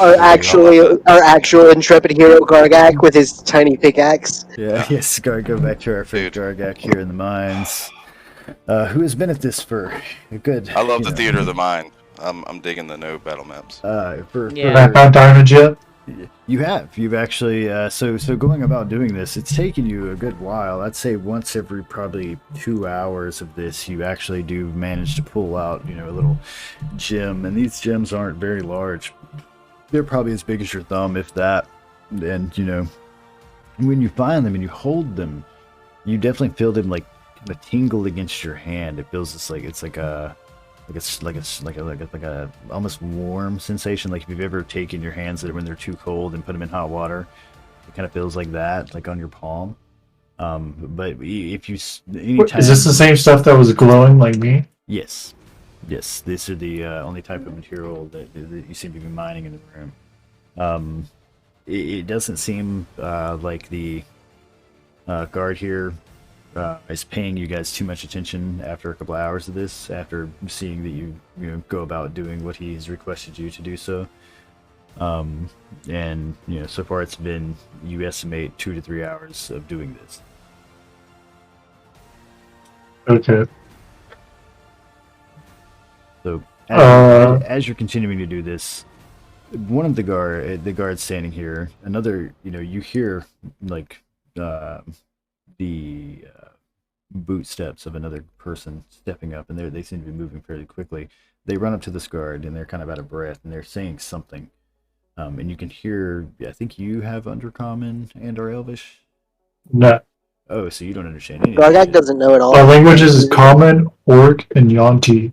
Okay, so yeah, you don't understand any of this shit. Yeah, so, he speaks snake person. Yeah. So you don't understand any of this shit, right? So you motherfucking, I think he got that through the Yanti temple at some point through some sort of blessing. Anyway, yeah, Gargak, you don't understand any of this shit. So yeah, all you know is that whoever this person is seems to be informing them of something of some importance. The other guy seems nods and sounds frantic. Yeah, sounds a little frantic. The other guy nods in acknowledgement and kind of looks a little bit more steely. He looks back at you guys. He, is clutching his weapon a little tighter, and he is definitely being a little bit more attentive than he had been. The guy next to you, steals a glance of, kind of worrying, like, oh, the fuck, right? The stick person here next to you that is kind of wobbly moving along, and the way he's been doing his mining is more like dragging it than actually like swinging it. Just keeps at it. They seem pretty defeated in what they're doing. You haven't heard them speak so far. On occasion they make like a creaking kind of click noise. Okay.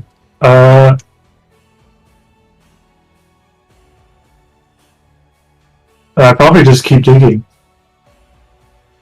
All right. I mean, that's for you to choose. Because if we're gonna play all this happening at the same time, I have to just leave. Is there any way I can? Theater of the mind. Yeah. Well, I can. I mean, of course, the guard is informing this guard that there's intruders in the city, right? We've heard there's intruders in the city, and yeah. Gargak looks up like, what? Is there any way I can? Gargak didn't know this. You were trying to do a sleight of hand to put this in that skivvy loincloth. Because it's Elorath. We keep it decent. You guys are all wearing your loincloth. Your MMO loincloth. Prison wallet, that shit. Which is weird because I was definitely commando under my robes. That means they took my robes off and put more clothes on me. This in decency. The guard notices you fucking doing this. All right. Oh. He straight. The same guy. Yeah, same guy. Same guy's been standing here the whole time. This fucking guy. He's got this. Like I said, he's got this. What it looks like is like a stick with like some sort of like tentacles coming out of the end of it, and they're covered in some sort of green slime that basically burns when it fucking hits you. And he sees you doing this shit, and he reaches over and he's yelling at you, and he starts pointing, and he's yelling, and he's pointing, he's yelling at the bucket, and he's pulling back threateningly with his whip. Like, you have no idea what he's saying, but it's obvious the intent. Basically, yeah, the intent is put it back in the fucking bucket. I'm gonna hit you with this shit. Mimicry goes really well for most humans and beasts. Yeah. Point. Threaten. Point. There you go. I'll throw it at him. All right, Gargak throws this at him. Of course, this enrages this guy, and Gargak's gonna get smacked hard across the side with this fucking whip thing again. Gargak, give me a con save. Or, I mean, if you want to try to dodge, I mean, you're free to do what you want to do here. But he's straight gonna lash you with this thing. Oh no, yeah, I'll just take it. All right, well, then give me a con save. Oh, Gargak fucking holds up and flexes this shit. Alright, Gargak's only going to take 6 HP damage on this. Make sure you mark your HP in your shit. Total. Like, that's all. Bravery or? Yeah, if you want to do it in your character sheet, you guys just keep up with that. Yeah, and if you want to do it bravery, that's fine too, but... Yeah. So yeah, this you definitely notice that this shit burns like a motherfucker. It's like a sort of acidic quality to it. when it hits you, but you like I said, just take 6 damage from it. You manage to just pull up your arm in kind of like a defensive manner, and being the warrior that you are, you got some pretty thick scarred arms that have taken that shit before. Guns. Yeah, and so you're just kind of grimace back at him. This just kind of infuriates him more. He goes to blast you again, like straight up. All right, I'll take it. All right, give me another con save. Still hit like a bitch. Just fucking eats the whip. He's supposed to hit like a bitch. So this one definitely stings more. This one kind of like wraps around the back of your neck a little bit when it hits. You're gonna take. Give me. Let's say a 2d6.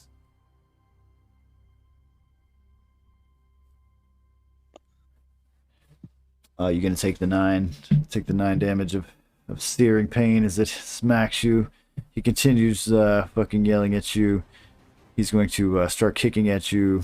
He seemingly wants to make you pick up this fucking axe, or this pickaxe. He's yelling. He's pointing a lot. Yeah, I'll just. I feel like that would be up to an insight roll. Or Gargag's natural insight. Do what? If he understood like the gesturing. I feel like that'd be up to like his natural insight. I mean, yeah, Gargag's free to try to interpret the words if he wants, but yeah, I mean, like I said, there's a lot of pointing. He's yelling a lot. He's very angry sounding. And he's kicking at you. He's yet to grab you, but he's definitely kicking at you. And oh yeah, I'm gonna pick up the pickaxe and I'll turn around and slowly head up the rocks again.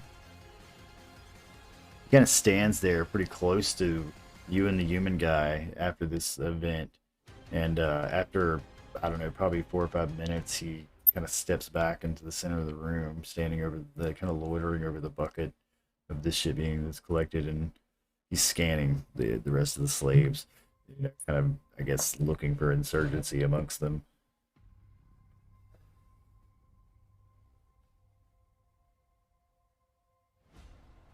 Wait, am I still next to the ghost guy? Yes, the ghost guy here, is refusing to look at you. He seems to think that your actions have doomed you. They're looking at you as death. Like he's whatever you have done is blasphemy to him. Like he is just like, no more eye contact with this dude.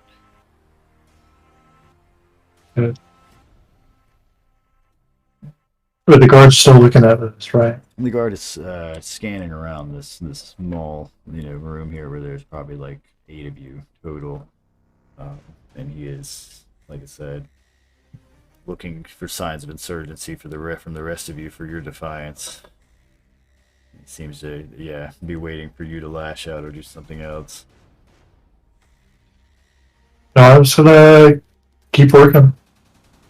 All right.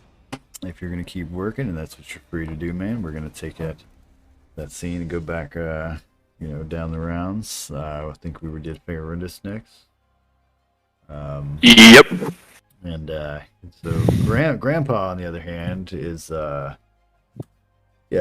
causing his own clatter, somewhere else in the city. After this guy's yelling, you can definitely start to hear the sound of what sound like multiple people running down a hallway.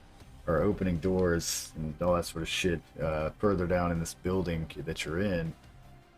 But you still have this wet growl before you, in the shadow of this torch on the wall. That looks of panic, and he's holding a dagger in his hand, and within a matter of seconds he looks like he's about to take that panic and put it into action by pouncing upon you with this dagger. I'm gonna try to light him on fire again. Alright. You're free to use this action before he starts to swing at you with that damn dagger. It was a 17 to hit on this guy in his nice skivvy leather. Alright, 21. so you managed to actually nail him with this fire, so go ahead and roll me a 4d6. A 46? Yes, sir. So, in addition to this 11 damage, he an additional 18 damage as he is quite literally bursts on fire. He starts screaming. It's just horrible. It fills the air, and it mixes with the clatter of other drows that start to run down this fairly thin hallway. It's kind of crowded. Like it's not like it's a wide hallway. It's not made for let's have fucking battles in it. It's made to escort maybe 1 or 2 people at a time down. Right? Like it's kind of an average home hallway. And so, but in this hallway, Faerundis can see at least 4 people running towards him, trying to answer the call of this guy screaming before him, who is quite literally like melting for all intents and purposes. He is fucking he's dropped the dagger, and he is fucking, things are not going well. His hair's on fire. It smells horrible. You can also see the fingers of other people, of this amphibious looking type person that everybody starts like gripping the edge of the cell that they are in that was next to your own. Killing him. Kill. The guard have a key on him that I could pick up with Mage Hand? That's probably... it's pretty hot currently, but you're free. Yeah, Mage Hand's magical hands. You're free to search it. Fancy hands. Yeah, I'm gonna use Mage Hand to search him. So I'm not using my real hand. I'm using Mage Hand to see if he has a key on him. Just give me an investigation check, because you've only got a matter of like seconds before you're gonna be likely to be upon you. So, I think that would be actually check it. So Faerundis not only actually finds it, he knew exactly where this was. Yeah, he was like he saw it as he fell. He had seen this ring. We're gonna say it's just a nice classic, fucking ring still. One key on a big ring. Yeah, kind of deal. Yeah, right. And he finds that, right. We all seen Robin Hood. We know what you're talking about. Yeah, right off the bat. Like he just finds that shit, and so he's able to grab it with Mage Hand without injuring his actual fleshy fingers. A lesson that Faerundis just had to learn slowly. Yeah, but I'm resistant to fire anyway, so it's a good thing too, because when you first became human, you had to learn. Fire hot. So I'm gonna bring the key quickly over to the cell, and I'm gonna open that thing. Your cell or the one with the amphibian guy in it? Right now, the one with the amphibian guy in it. All right, so because you were still in a cell. To be clear, right? You're still in your cell. So the one with the amphibian guy, if you move it around, you're gonna clank open that, and he's gonna push open the door, and the moment he pushes open the door, he looks down to the left of the hallway, and you hear him make out like it's a different type of scream. It's a croak of a panic noise. It's as if you would have caught a frog by the throat mid croak and kind of struggle a little bit. And you see him stumble back, and when he stumbles back, he trips over the flaming corpse of the drow who is slumped against this desk. This desk itself is starting to catch on fire. Smoke is filling the air. He looks over to you with wide-eye panic, and he is clearly a frog person that looks like much like the frog people you saw when you first came in here. He is wearing like what looks to be like a, for all intents and purposes, potato sack of a tunic and a robe. I swear, if you don't save, I have a connection with the frog people, man. Come on. Use that Mage Hand on that key. Open that shit. I'm gonna open up my cell now. All right, so by the time you're coming down there, you are literally swinging this thing within, like, front of these drow as they come running into here. First, it literally this hallway only allows 2 of them to enter at a time, and they begin to enter this room, and they're wielding swords, and they look pissed. Oh, use your door. Just managed to get this door unlocked as you see one of these drow start to raise his blade towards this frog person who is holding his hand up in a defensive, natural defensive manner, holding his arm up before him trying to block it. I'm sorry, but he's about to take. He is clearly about to take the side of that blade into his arm. The smoldering remains of the drow, after having been kind of stepped over, though still slightly burning, or nowhere near as burning as much. The kerosene burns quick, but hot. Do I have another action? Dude, this is all you right now. You got split seconds. All you right now. Yeah, whatever you do. Do your shit. So I see the guards coming in, 2 at a time, right? Yes, Like- right now, in front of you are 2 guards, and right behind him are 2 other guards, and they all look pissed, and one of these guards has raised up his blade and is about to swing it down on the said frog person before you. You just managed, you just heard the click of the door. I'm gonna let out a ferocious bellow, and I'm casting fear. Alright, so when you say ferocious bellow, like you're just roaring, like for the hell of it, or is that like an actual spell? No, dragon roar, man. Yeah. No, I believe it's a spell, right? Okay, I was like, is that an actual Sizable spell? image. Sizable image, that's all I heard. It's a phantasmal image. Phantasmal image. Is that the name of the spell? No, it's here. Yeah, just tell me the name of the spell. That's all. I just want to look at the video. It's literally just fear. Okay, you're just doing the fear spell. Okay, so the roar would be like your performance of doing it. Right? Yeah.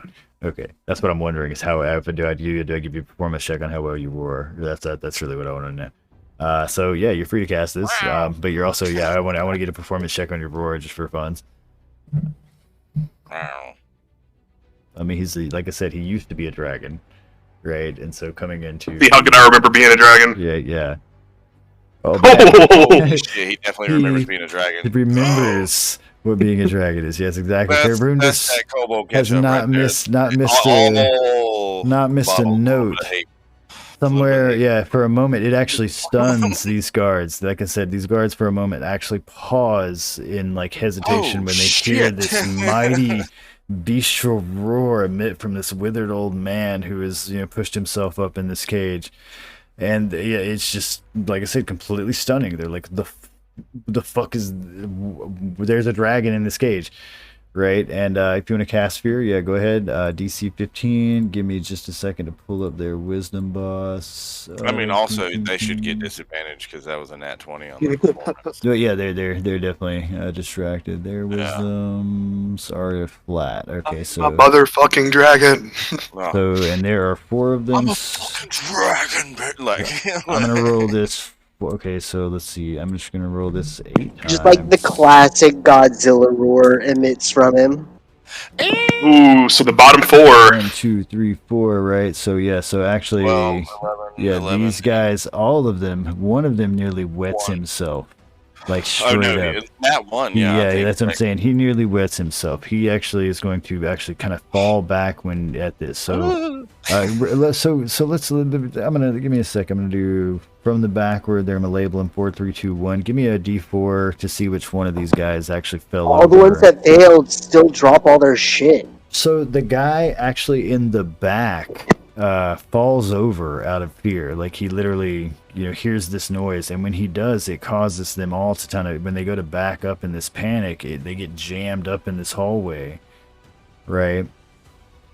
And he's the one in the back that like trip. And yeah, exactly. So this starts making a series of two drones, or now 2 of these drows have stumbled upon each other, and there's a clattering of somebody drops a sword.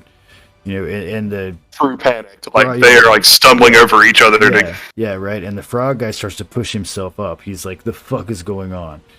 And I'm just gonna tell the frog dude, it's like, we're going this way, and I'm pointing the opposite direction. Frog guy doesn't look like he can panic any harder. He himself is absolutely terrified of you. I'm sorry. He looks like. Yeah. I'm gonna turn to the frog guy. It's like, come with me if you want to live. He looks almost too stunned to move in this position. Like I said, he is terrified. Like he looks. Well, yeah, I mean, I'm just gonna tell him it's like, you can follow me if you want to live, or you can stay here and die. But I am actively going running the opposite direction. I am jailbreaking this shit. So to be clear, there is one direction to leave this room, and it is the entrance, which there are multiple drow stumbled over each other and trying to get out of this hallway. Right, so you're free to try to leave that entrance all you want, but you're gonna have to climb over drow that are panicking. No, I'm not, because I'm gonna cast another spell. All right. I'm casting it on myself. I'm a motherfucking dragon. So you begin to float to the top of this fairly small room. It's not too tall of a room, but you are floating at the top of it. While trying to convince, give me a persuasion check. If you're trying to convince this frog guy here to come with you. Yo, come with me if you want to live. Fucking I am killing the rules right now. No clipping. So, though you just made out a mighty roar, this is a pretty desperate situation. The frog guy, not seeming to have some gleam of intelligence, kind of nods a little bit at you, and he looks up, and when you start to move down that hallway, you literally watch him crouch down on all fours. He kind of rolls over from his prone position and jump. Yeah, he like leaps over these things, like fucking straight up frog leaps that fucking whole hallway like it ain't shit, right? And then this is how he continues to move, and he's moving fairly quickly. When you leave this hallway, you enter back to this, what, like I said, looks like a waiting room. To your left, it looks like almost like ticket booth entrances, where there's 2 doors. And then to the right, there's another hallway, like across from this. And then there's the big grand doors that serve as, the crowd entrance. When you say the crowd entrance, like the entrance from the outside? Yes, like the 2 grand doors that you would have seen walking when you were escorted up to this building. Yeah, then I'm going towards. I'm getting out of this building. All right, you're free to try to. These are huge doors, to be clear. These are like these are doors that like are the size of the almost side of these arena. I'm a motherfucking dragon, bitch. All right, I'm sorry. I'm gonna get my frog friend to help me. So, if you're gonna try to push at these doors, what are you trying to do? I'm just gonna open these doors with my frog friend. Okay, but how are you trying to open these doors? Like open these doors and our escape is just an end result. I need like a verb. I need like, what are you doing? Right. Try to blow the doors open with a firebolt. These are wooden doors. You are free to strike at them. They look like they're fairly old. Just being able to like clip too. Yo, I can't believe what we talked about last night actually fucking happened. I can't believe you just T-posed and fucking no clipped. That's great. Well, he just basically hit the ceiling and started dragging himself across it for above these guys as the leap. I believe he can control how he flies. Yeah, well, I mean, even if he flies as high as he does, all he does is hit the ceiling and fly across the top of it, right? So you just managed to hit this door, but all it does is blast like a mark upon it. It looks like this wood is higher quality than. There's going to take more than just that simple splash of fire. That it's not as kindly lit. Do the 1-inch punch that in. Well, I don't have my staff, do I? Nope. Sorry. So my question, let's see. I don't think fear concentration, and does firebolt actually drop that at any point? I believe if they lose sight, they lose fear, but it lasts for Okay, yeah, up to a minute. All right. Because the only exit to that room is to come back in here where these guys are, where you. Yeah, they make a wisdom saving throw if they don't have sight of me. Right. So what's gonna happen is they're gonna start trying to come back down this hall in a minute and fucking come running in here to where you're at, and you can still hear them clattering over each other because, like I said, you just jumped over them, ran into this room where there's this big ass door, shot a firebolt at it. That didn't work.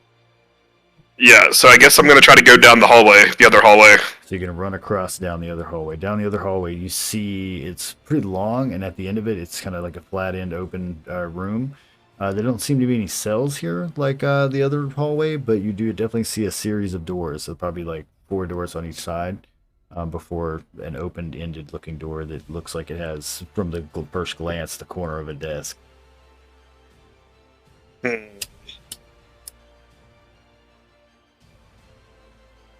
Run. Nivik has that tattooed across his chest, like. Run. Go the 4th door on the left. No, right. It's literally on like if I had that tattooed, it would be like on my left ankle or some shit. Like run. Okay, so you and your frog friend are gonna run into this room. Are you gonna try when you go to close this door? He's got "Run Jesus" tattooed on his knuckles. You go to close this door, and the moment you close it, you go turn around, and knuckles. I only have 5. And what you see, you're right. What you see, Run, Jay. Yeah, what you see behind you is just 2 ends. Anyway, so What you see behind you is like it looks like almost like a gym. Like it looks like there are like, I don't know, like ropes hanging from the ceiling here and there. What looks like they could be like barbells. I mean, gyms aren't really like a very big thing in many cultures in Dungeons and Dragons here, because the world itself is pretty rigorous. But for all intents and purposes, that's what this is. Like it looks like some sort of workout area. The room itself's fairly open, fairly large. There look like some heavy looking iron balls here and there on the ground that look like they're for either lifting or throwing. Or are there any more doors? There are no more doors other than the one you entered. Well, shit. Be quiet. Nobody knows you went through that door. I don't know what you're gonna do, man. You're a dragon. I mean, you're gonna have to run around. You're big and stompy and shit. Everybody knows you went through that door. Looks like I'm now in this room. Slammed that door when you came in. I'm now in this room with a frog person, and there's not an apparent route of escape. Right. He seems to be calming down slightly. Is there a ventilation shaft he can cram himself into? Is there a vent? No, there's not a vent. But drows don't have the vents. That's part of the. They don't believe in fresh air. Well, Jesus, they don't use the torches as often. That's the reason they have the glowing balls in everything. And you live in the caves, you don't want to fill it with fucking smoke. Yeah, but man, some sort of dungeon always has to have some sort of like fucking ventilation. Like, imagine how bad it would smell if they didn't have ventilation. This is an arena. Like, all they have to do is literally there's a massive door that they open the whole time. Like.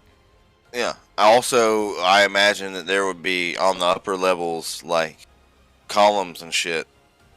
Like, yeah, they could have chosen to enter and walk up where all the bleachers were and run up where along the bleachers, or run into the arena itself, and or one of these doors does lead to the arena itself. So I mean that's that's how you do this.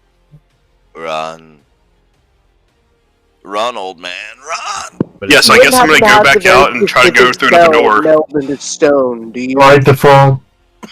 Eat the frog. What are we? So what are you trying to do? What are we trying to do, Fairness? I'm going to come back out and try to go down, I guess, the door with the desk. All right, so the moment you come back out, the door with the desk. You said there was another door that looked like it had a desk or something in the room? At the end of the hall, there's an open. There's no like door to it. It's just an open room. Where in that room, it looks like there's a desk in it. It's like okay. So for I mean I don't know. I don't have a drawing thing, but it's okay. I guess I could on my. You're still on my battle map, right? So let's. Okay, there's a hallway. Let's get two doors on each side. Let's get this. Two on the left, two on the right, and then there's a big open archway with a desk. All right. That you can see like the corner of a desk in that room. I got an arena. Right, and I'm just motherfucking. Oh, you there are hallways that run along the side of the arena. Right, there are doors that act as like ticket booths. There's fucking grand door. Yeah, I get that. Here, right. So grand door here goes entrance hallway. Mm-hmm. Right, entrance hallway, different rooms. Okay, I get what you're putting down now. So yeah, I'm gonna go out and then go through the opening into the broader area, like these things, right? Yeah. And I'm gonna come out of the door here and then go this way. Desk, and you walk down the fourth door on the left. You're on that. You see what I'm saying? Yeah. All right. We all together on that idea. Yeah. Okay. No more bottom maps. All right. Sorry.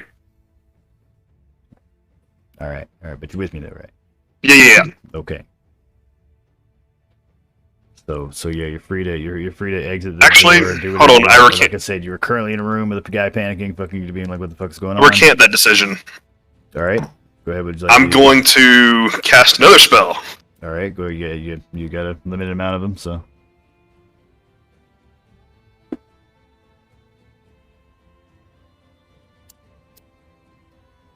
I'm going to cast Disguise Self to make myself look like one of the guards. You're free to do this. Holy shit, he's done it! She's using his noggin. All right, so the frog person, of course, is very alarmed by this. He is completely convinced you are now one of the drow. LMAO, joke's on you. And you're one of the drow, and exactly, you. This is just another method of fucking with you. Like, he begins to, like, completely panic. He's back into the room. Like, he is fucking... I'm gonna try to persuade the frog person, calm down, we're getting out of here. You're free to roll a persuasion. So he hears the sound of your voice, which doesn't sound like that strange drawl that the drow speak, and he looks at you in this confused, like, the fuck, man, what is going on? I'm just like, play along. And he's like, all right, okay, all right, I guess. He doesn't say this, but he just kind of, gives you this, like, nod and look, like, I guess. With that, we're gonna go back to our buddy Jason. Jason is still hanging in the dark. And am I alone? You are. I would like to cast Healing Word on myself to, deal with some of the... Alright, you don't have any, I don't think that's requires... No, that's just verbal. Healing Word is just verbal. Okay, yeah, so I was about to say, I think you just, like, whisper something to yourself. Yeah. Yeah, you're all good, man. We got this. So, well, praying... it makes sense. He's praying to Ilmater, and Ilmater would answer him with Healing Word, right? So, yeah. Or allowing the power to be Healing Word, and I imagine that's who's the boss. Who's the boss? So his wounds are actually starting to, like, those lash wounds and scars are starting to heal over with the whispering chant that he's that's echoing softly in this dark room, and it is very quiet. Like, to be all intents and purposes, he has been isolated, like, not just hanging by himself, but he can't, like, all he can hear is his thoughts, and, like, maybe the soft drip of water somewhere where it's hitting stone off in the distance of this fucking building, but other than that, it's his own heartbeat. Amazingly quiet in here. Yeah. And it seems the intent and purpose is alright, I guess we'll wrap up in a minute. Okay. Yeah, alright. But it seems the intents and purposes here is to leave. Oh man, she's just on a roof, it's cool. I thought it'd be isolated. Alright. Yeah, she is completely separate from anyone else right now. Yeah, so I figured it'd be easy for you guys to continue playing without worrying about me. Yeah, we've broken the ultimate rule. Don't split the fucking party. We've split it every way we could. Exactly. You gotta do, man. You do what you gotta do. That's the reason I was like, I ain't playing Battle Master this shit. We're just gonna... No, but I mean, don't stop playing because I have to go to bed. Yeah, no, that's cool. No, we're actually in the perfect situation where we can catch up with what Dina's doing later. Yeah. All right, gentlemen. Enjoy yourselves. You guys have a good night. I'm gonna take 10 in a little bit, but yeah. Yeah, we'll take 10, but anyway, so like I said, I'm still down for. I dictate whenever. All right, $50 an hour. $50 an hour. Damn, that's steep. That's steep. But yeah, like I said, it seems the intention here was to leave Jason completely alone in isolation to suffer.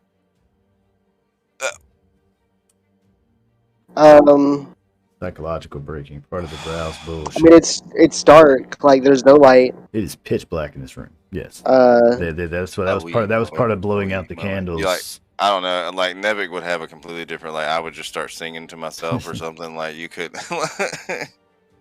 He did start chanting to himself. I mean, that's kind of like what I'm doing. Is like I would be like saying prayers. Yeah, but. Because tell you the truth, I was thinking like, man, maybe Jason is gonna go down like this, like downward spiral, because he's kind of in like a real fucked place. But I feel like his faith would keep him strong. It's hard, man. Like, even when he has nothing, he still has. That's all he's got. You know, that's all he's got Ilmater. Yep. The suffering just makes you stronger. Yeah, that's all he's got right now. Really, is what faith he has in anything. Yeah. Yep. Ilmater shall see me through this, as he has seen me through all things. He was just healed. You know, I mean, it wasn't like a lot, but it was enough to give him strength in this quiet, dark place to keep going. To keep going. Yeah, and it ate. I mean, this to be clear. You know, when you're hanging by your shoulders like this is just No, this is agony. Aching pain. Agony, yeah. Like fucking, and you're left alone with this in the dark and quiet, right? Like that's like fucking trying to just hold up 2 pillows for like. Wait, so is there a candle? Minutes. The candles have been blown out. But there is a candle? There were candles in this room. You're not sure if they were left after whatever noise she made when the darkness went and all you saw was the closing of the door for the last bit of light you had seen. But there were candles here. Cause flames to flicker, brighten, dim, or change color. Okay, so I can't like start a candle with this. No, you have to when it's burning. You have to flicker, brighten, or change the color. It's like an illusion spell. Okay. Is that thaumaturgy? Yeah, that's what I was thinking. Yeah, thaumaturgy is all sorts of crazy shit. I mean, you could also. You are chained up. Do you think she locked that door?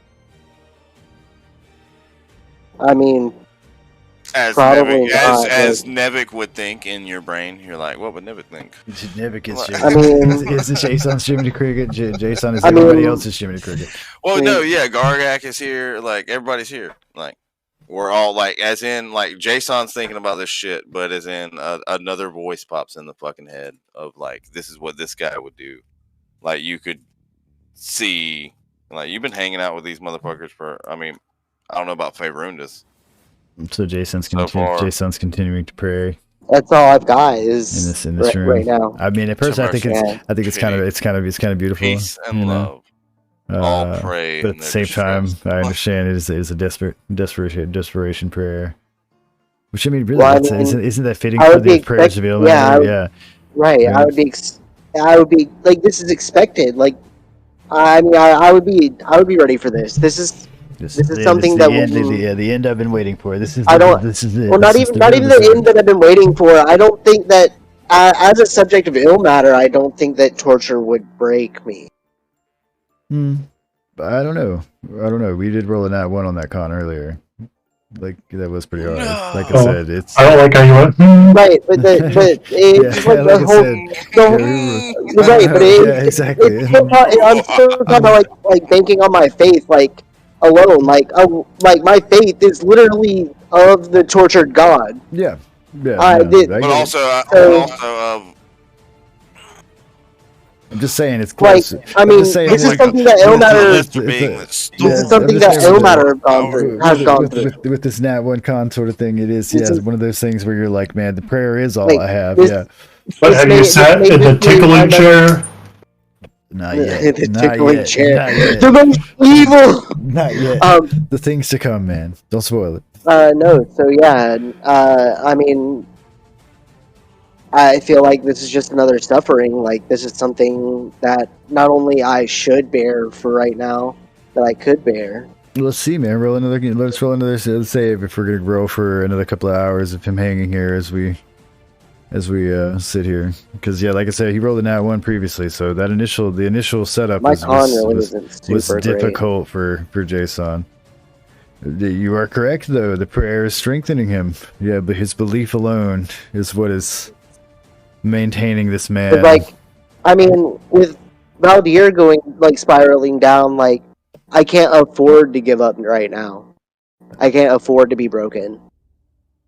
I mean, your belief is all you have. Yeah, that may be what you decide. But I'm saying, your con save here is enough to definitely, like I said, show of strength as you sit here, slowly dripping, blood from these various wounds this lady slashed on you as they start to heal, and this just burning agony on your shoulders and neck and everything down your back, and just hanging under your own weight in the quiet, left alone with nothing but your thoughts and of Ilmater and exactly like how this is exactly what he went through, and your various teachings and prayers, and the voice of your fallen father and or father figure.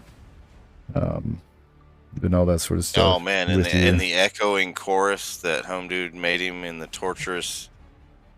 You could have a splash of that in there too, because Nevik, I guess, as your conscience wants that in there. Just saying.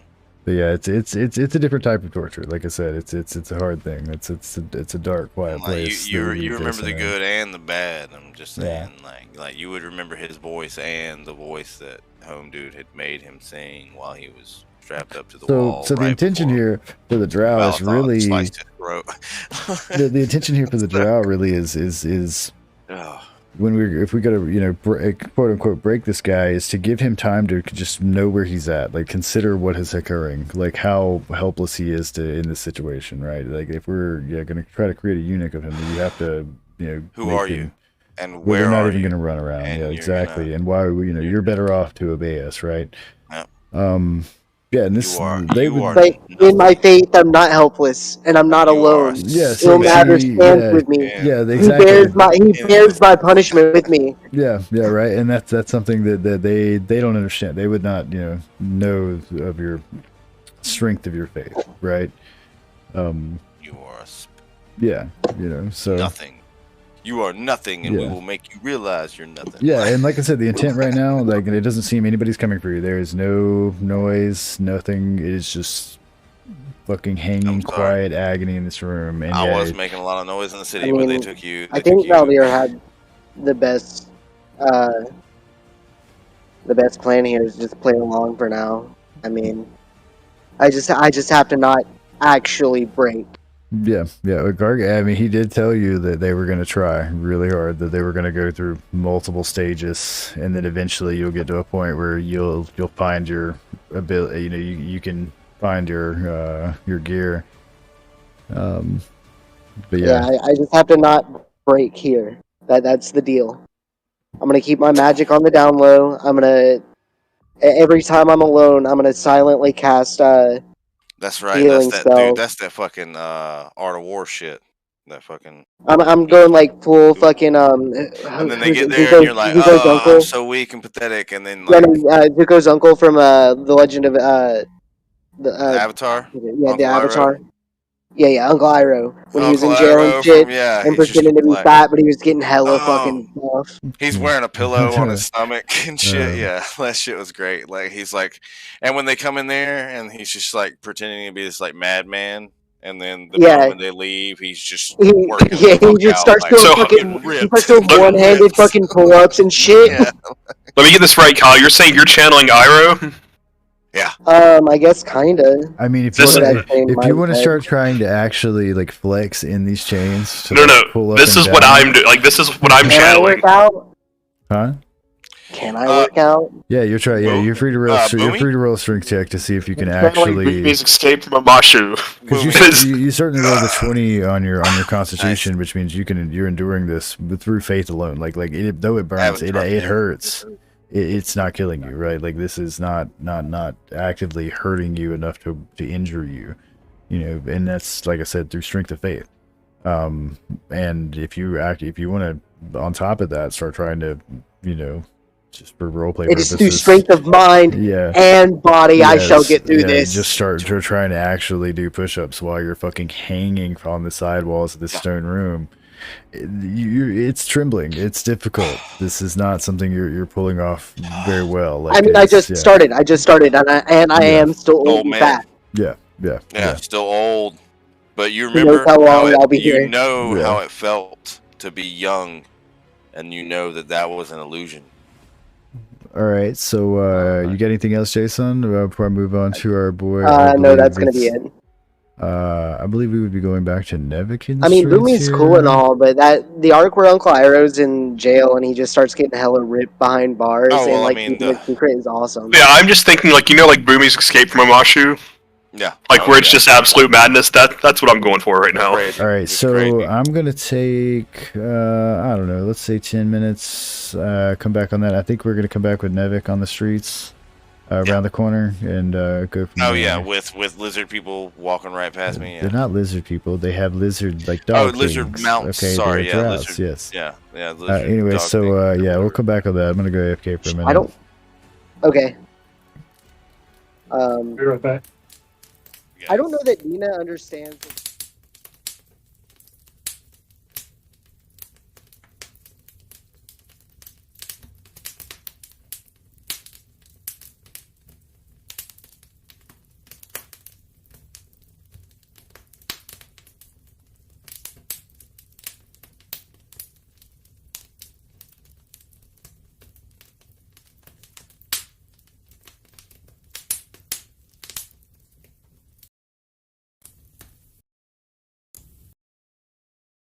up,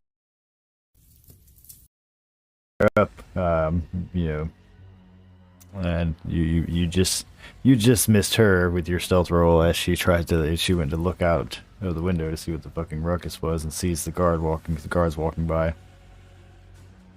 Luckily for you, you're still invisible, given that our friend Dina can't make the mistake currently of going invisible. But you can make the mistake of attacking people all on your own. Well, no, I just kind of want to.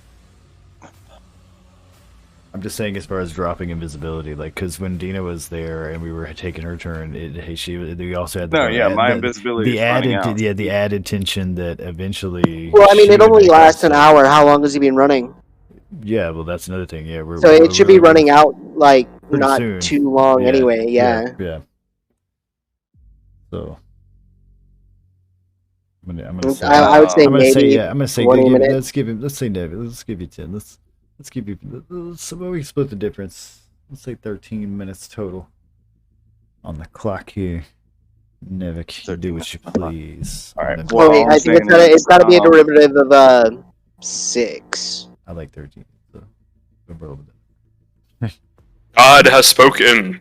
God has spoken. Okay, God. We don't have to roll. That's all I could do for you, Nevik. Okay. Bumps chest, gives peace. It's cool. All right, Dips. The way that they are going. Oh man. Do that. I kind of want to make a stealth check to go the opposite way. You're free to do that. You're free to try to walk. After they walk past you, step out and walk down the alley there. In the opposite direction of which they were going. To be clear, though, you clearly hear like all sorts of noises around you in this city. They are obviously not the only guards, out here. Right, so you managed to pull this off really well. You are still invisible for the next couple of minutes as you make your way down these alleys, kind of ducking and diving from one little box kind of thing to another, and just hiding as you go along. Your invisibility starts to wear off after you make it another good 60-70 feet down these down the street. You find your way back towards probably within 12-13 feet, again that 13 number, of the actual main street that you guys had fled from to begin with. And there is no sight of Dina, but you can clearly see that there are drow that are riding giant lizard-looking things that look like horses that are looking around. Lizard Bob. There's like 5 or 6 of these guys that are marching in like some sort of pattern, like unison pattern, up and down these streets, looking. A number of these are carrying torches. You can see what clearly looks like a fucking drider that is sitting on the outside of one of these buildings. It is quite large. It is nearly the size of the building. You're not quite sure how it fit in the building, if it did at all. And it is looking around with a very menacing look.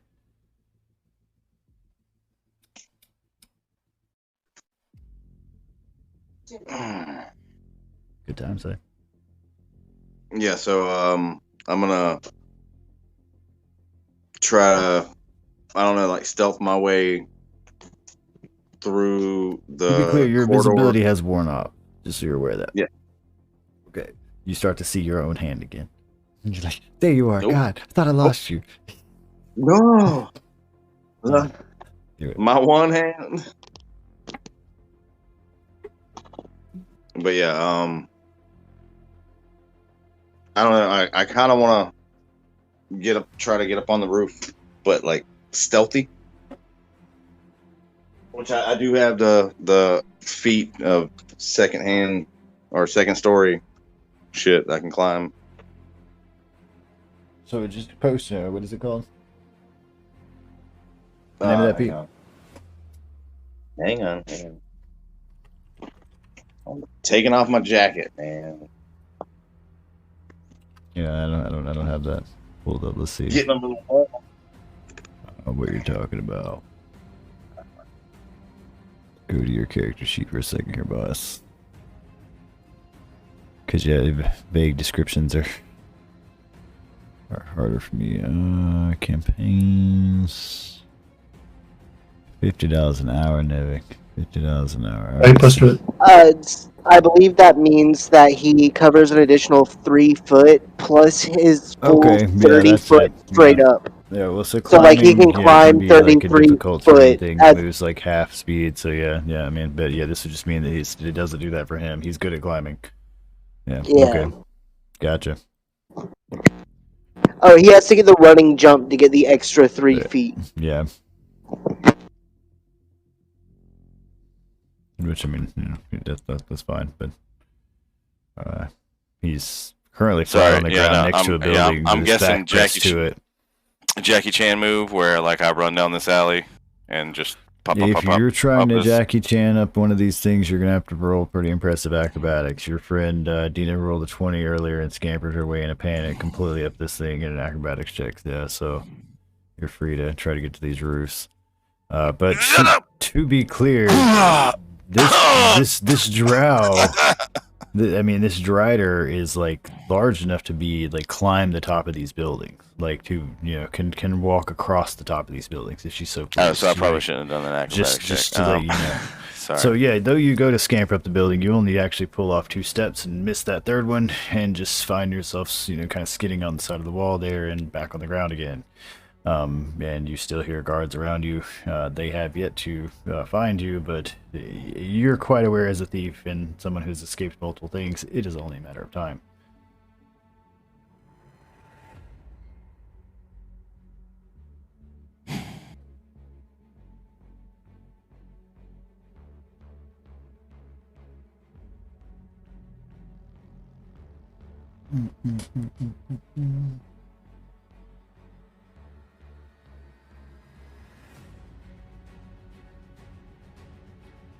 Nevik. Are there any like trash piles or anything in the? I mean, there are no trash piles out here. The drow themselves keep the streets pretty clean, but there are like these like staircases that go up to the buildings themselves. And this is pretty much what you were using previously when you were down the alleyway to hide behind. Can I do like a perception to see if any buildings have no lights on? You're free to look to see if there's any buildings that aren't lit up and seem empty. And I'm assuming you're looking in your vicinity. Yeah. So looking around as you do, you can certainly see that up there's a tower that is missing 2 lights, and doesn't seem to be anybody in that taller building. It's kind of a circular, like dome top building. The roof itself is, I think, like that's style top buildings. That's where I'm trying to get to. It looks like a good 30-40 feet away. Like you're gonna have to maneuver your way either through the alleyways or some which way to get there. Like walking down the main street is certainly not a safe option. No, we're gonna do this quick and quiet. Sneak. All right, you're free to try to sneak your way to this and make your way. First off, roll me a survival check to see if you can actually find your way through the street corridors back end way to where this is. And I imagine as an alley rat that has grown up in the streets, this is just part of natural survival for you. So the alleys are kind. The alleys are kind to you. Okay, so his fucking inner rat is fucking kicking in. Yeah, so the alleyways are kind to you. So I recognize these smells. I feel most at home. Yeah, it's just like cabinetry. Nevik has had to hide in streets many a time in his young life. So before coming to the wilds of Airview.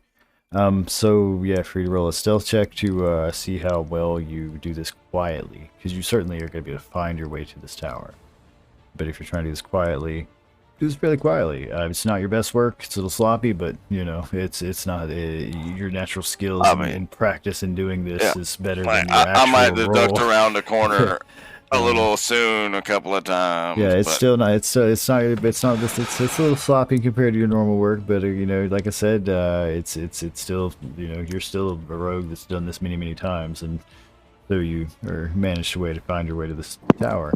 I feel like it's get back to basics. Like instead of trying to like backflip up the building, he's just like regular climbing. The tower itself that you find yourself to is kind of wide.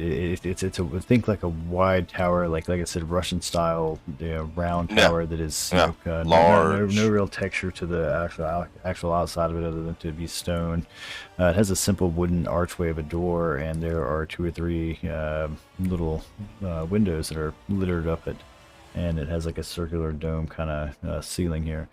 It has I'd say I don't know, 12, 13, maybe 20 feet worth. No one outside it. Yeah, no one outside of it currently. This particular area seems fairly, you know, quiet, but you can certainly hear shouting guards somewhere within the 50 to 60 feet of you. You know, behind other buildings on other streets. Like Sweet, I'm gonna go to the back of this thing and climb up it. This is a tall ass building. This is not like a thing that you're gonna climb up single-handedly with a one roll. This is like a 60 foot. I mean, like, this is much taller than you. Yeah. Like, this isn't like a 20 foot, but this is like 60 feet. Dude. This is a tower. This is multiple floors. So if you're gonna try to climb up the outside of this like stucco surface with one hand, you're gonna have to pull up. No, that's true. That's true. That's true. I'll only get one hand.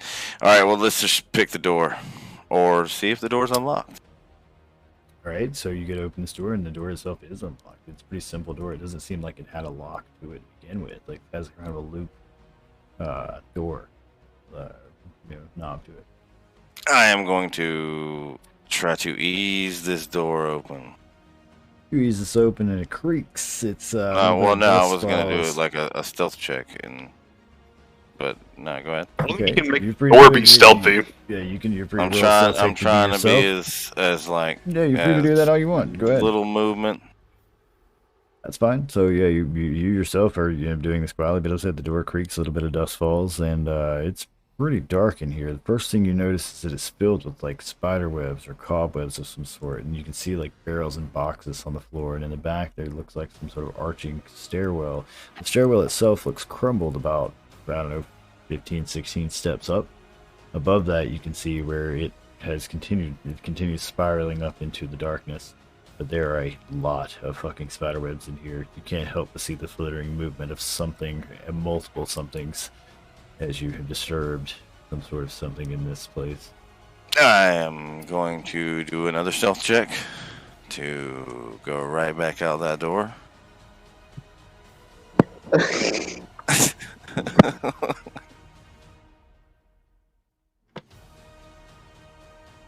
So very exactly, no shit, in the same, almost in the same way that you got in the door, you just close it.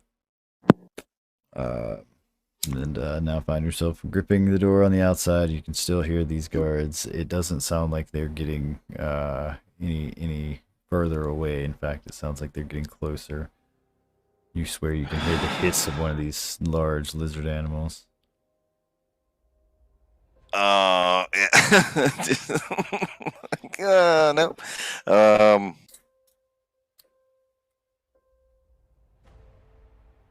Yeah, I guess I'm gonna dip back into the alleys and try to get on one of the lower roofs if I can. As you please. So you're free to roll another perception check to look for a lower roof from your current area if you want, and or try to run in different directions or whatever you want to do.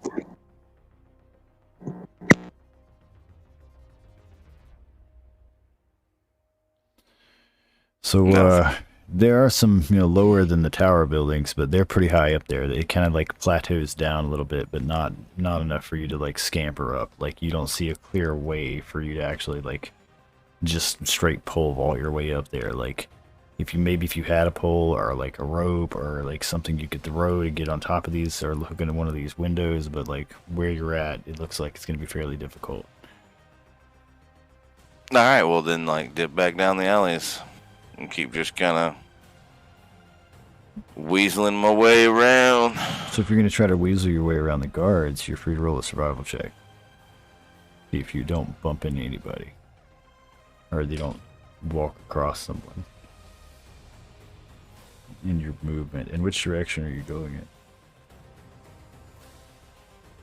Oh yeah, back towards not the original alleys, but the alleys on this side. Like,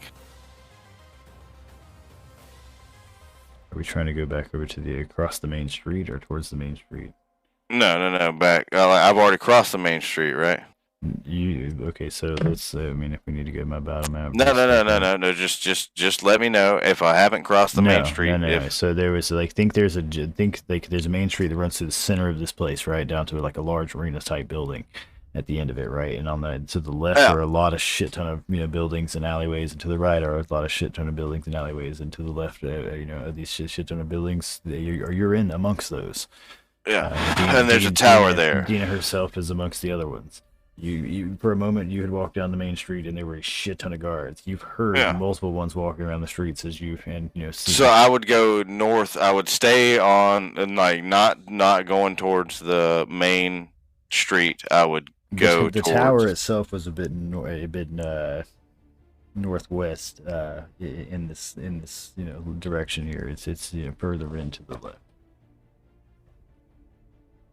Okay, so I have to backtrack.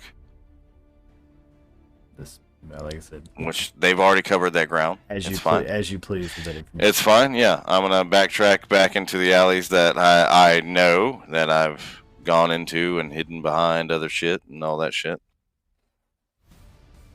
I'm guessing that's a stealth.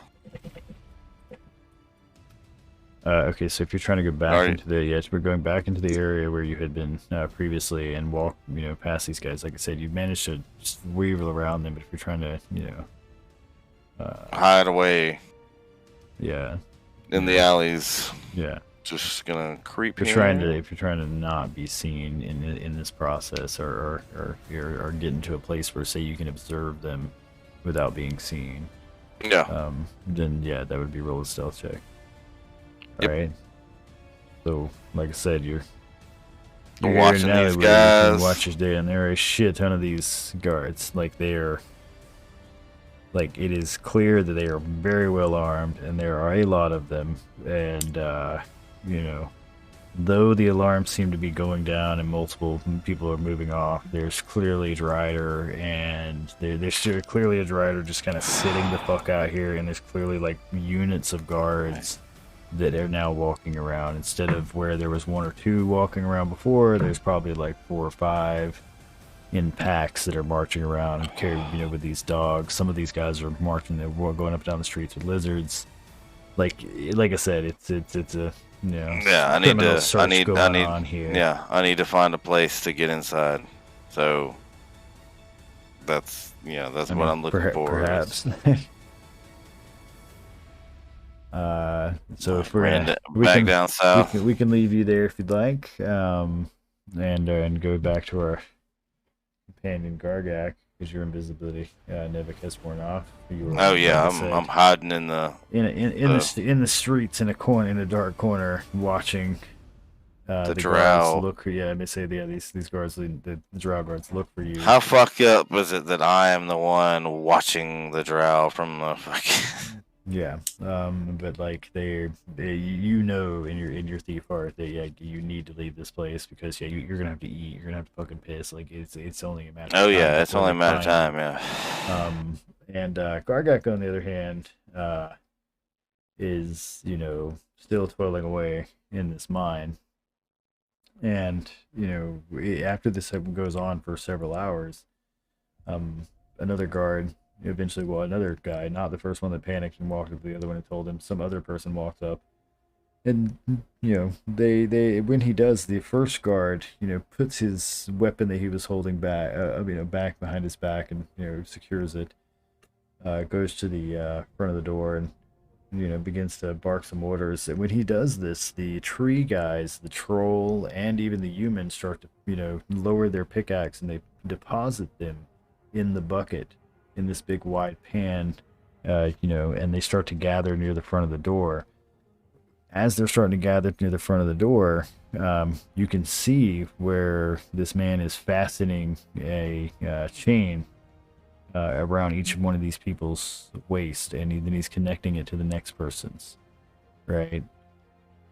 As this goes on, Gargak, it is assumed you were going to move in a position, but if not, please, No, yeah, I'll play along. All right. So you were going to be. Oh, get a message. Okay. After they chain you all together in this like chain gang style, you're gonna find yourself. Roll me a 1d6. Let's see where you're at in here. All right, so you're not at the ass end. You're in the middle here. You got a tree guy in front of you. You happen to have your other ghostly human buddy behind you. It seems that Drow like to organize things like anybody else, and they're moving you along, and they're moving you to back, out of this little, mining area that they had, where they are pulling you up to the, through the streets again, where you can see that there are clearly way more guards than before. Like, whatever's going on here has alarmed the fuck out of these Drow, and, like, it is obvious to you that, holy crap, there's a shit ton of these people. And the Drider, I'm fairly certain you've never seen a Drider. Certainly never seen a spider that fucking large.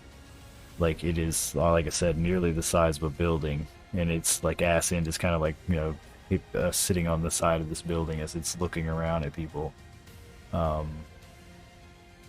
And us watching, as they escort these slaves and, through the streets as these other guards walk by, and they're looking and shouting, and, they're observing some shit. And they seem to be bringing you to a central area where it's much larger. There's like these 4 columns that go up in between it, and it's all gated off and around. And in this central area, there's, clearly more people, like, humanoids of various species. Amongst them, you can see things that look like what looks like a guy made of rock is one of them. They're actually. Hi guys, I'm Korg. Yeah, you can actually see another orc over there. He's missing like a part of like his arm. There is fucking a goblin or two in there. You see, all manner of species in here. You don't see any elves. You don't see any dwarves.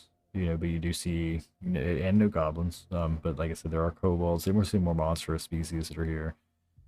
That are amongst this group that you are now being left upon. And as you're being brought in here, these guys, start unchaining you one at a time and just sort of, letting you wander into this, central area where these people are at. In the distance of one of these things, you can see a small glow of a fire where there's, multiple humanoids kind of huddled around it. So I'll find the ghost guy I was next to. All right, he's not too far off. You guys were just released pretty much near the same area. He kind of glances back and seems to be waiting for the guard that deposited you to leave, and that's pretty much what happens. The guard closes this door, and 2 of them stand on each side of this gate. And as you guys start to walk off, he seems to visibly relax. And he kind of turns his hand to you and he says, "Oh man, you're gonna get us killed in there. Name's Karg. What Oh, now you can talk? Did you see that? Did you not see what speaking got you in front of them? Damn Drite bastards." He spits on the ground. Yeah, but I'm not a coward. Not a fool is what you are. You've seen how many they kill in their manners and times. Be glad if you're like us. Dying is the first stage. The rest of it. You know how long I've been here? You know how many of our kind I've seen them just eat and use for resources? You know what powers this thing? And he starts pointing around as of waving in the hair of the city. What is this place? This, my friend, is hell. This is where the Drow bring the end, and they just quench it from us Ever and ever and ever. I swear, it's the worst. No. Where you find yourself now is in the Temple of Imra, and in the Temple of Imra, the Drow get what they want, and what they want is the souls of others, because they don't have them yourselves. You see, they don't know what it's like. Soulless bastards. That's why they can get away with this. That's why they do this. They can't feed themselves. They have this empty hollow, and so they steal it from others. He's certainly seems crazy. What's this rock they have us collecting? See, that's what happens to the souls that don't wander the ghost path. They linger for too long. They harden. They wait. They dwell in the past, and they sit until they become the very earth around them. And then they take it, and they'll powderize it, they'll burn it, they'll use it in their damned incantations and bats and every other which way and they so please. Them and the damn squid-faced Coltons there. Just horrendous. Those rocks are people? Am I going to turn into a rock? If you linger here too long, if you don't do as they say, these rocks took ages, you understand. Before these dry bastards came in and moved in, it wasn't like this. The Ghost Walk was a peaceful place. You were allowed to stand. You could take your time. But now you must run. Now you must, if you wish to even begin to move beyond. How long have they been doing this? I don't know. I've been at least 3, 4, 9 decades. Hey, there's others here that say longer. They were here when I came. Like you, I was a fool. I got captured. I thought they were friends, you see. I came through the door. I was so confused. That's how they get many of us. Well, I don't want to spend another day here. We gotta find a way to get out. Yeah. Well. And go where? And do what? We move past here to the north, swim across the Black Sea ourselves, and then... I'm not here mining people. I'm with you, but I don't understand if you have any sort of plan or suggestion. Well... Your grandpa will save you. I've got some crew that didn't get captured. Yeah, that didn't get captured. He seems interested in that part, because he's like, you know... And how did they manage to escape the Dryght? And are you sure they didn't get captured? They just didn't get captured before your eyes. A 90% chance they're not coming to save us, and they just ran away. I see. Those sort of... If we're extremely lucky, they're coming back. He says those sort of friends and glances over at the pair of goblins in the corner who are kind of eyeballing the whole situation. And so your plan is to wait for the rescue. That's what I'm hearing. That's the plan. He kind of throws his hands in the air and begins to kind of walk away from the conversation towards the gathering of people that are around this like fireplace. And he's like, "You're a fool. You're a fool. It's fool's hope. I won't have it. I won't take it. I don't need it. No, sir. Not me. Not crack. No, not indeed." And he goes to start taking a seat over here on what looks like stones and logs that are gathered in a circle around this small glowing fire that they have.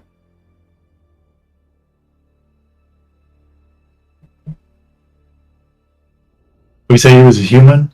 He's the only other ghostly looking creature in this area. The rest of them all seem to be physical beings.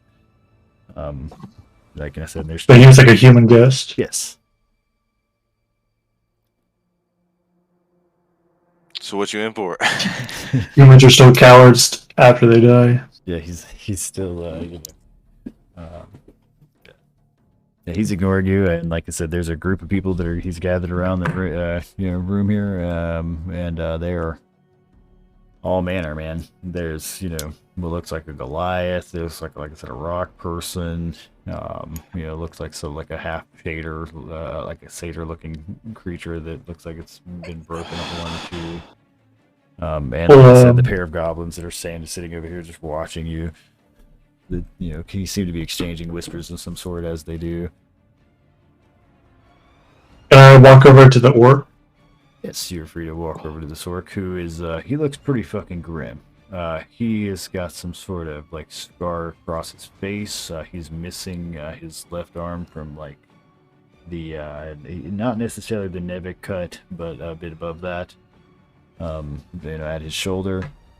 And, he's got pretty large tusk, for an orc. That's, as an orc, one of the things you would notice. And he kind of looks pretty gruff, ashen gray skin to him. He is certainly not of any tribe that you recognize from the markings on him. But he looks like he's seen some shit, and that one arm's got a swing on it. That's for sure.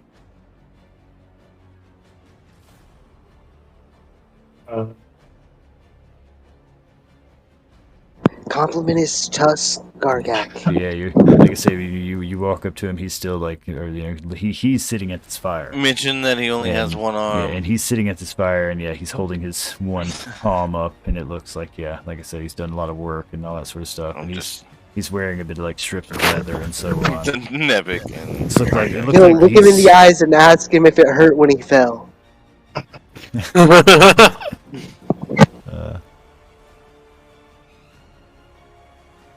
So I'll ask him in Orcish.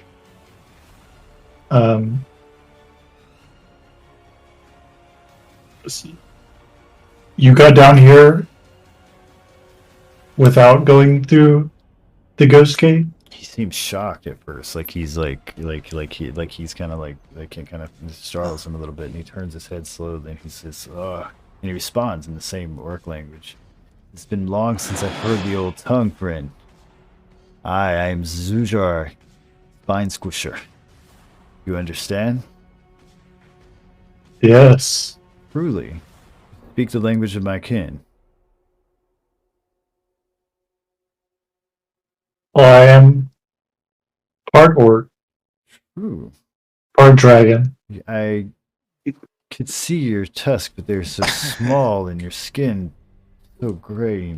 Okay. Strange. Hey, no need to be all superficial about some tusk, okay? It's what you do with them, It's 45, 55 in the year of our Lord. It's not cool to comment on people's tusk size like that anymore. Alright, just saying. You know what they say about big battle axes? Tall shadows. Sure. So, to answer your question, yes, friend. I have not passed like you. I have not fallen in battle. I stand still unshaken.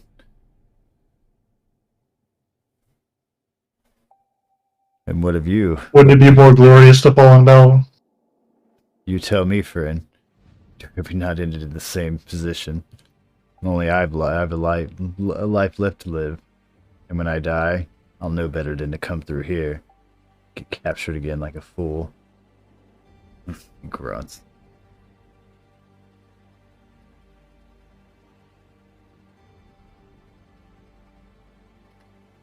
So you come alone. Where did you perish, friend? Tell me of your deeds. Come, sit. Yo, Gargak's story's hella epic. I mean, he don't know that. He don't got no fucking clue who this dude is. All he knows is he's some small thing green dude that looks kind of orcish. I did have a crew. Not of orcs. Oh. Why would you choose to pale spend your skins time with the weak pink skins? Is that who you speak of? Yeah, it's true. I've seen their kind before.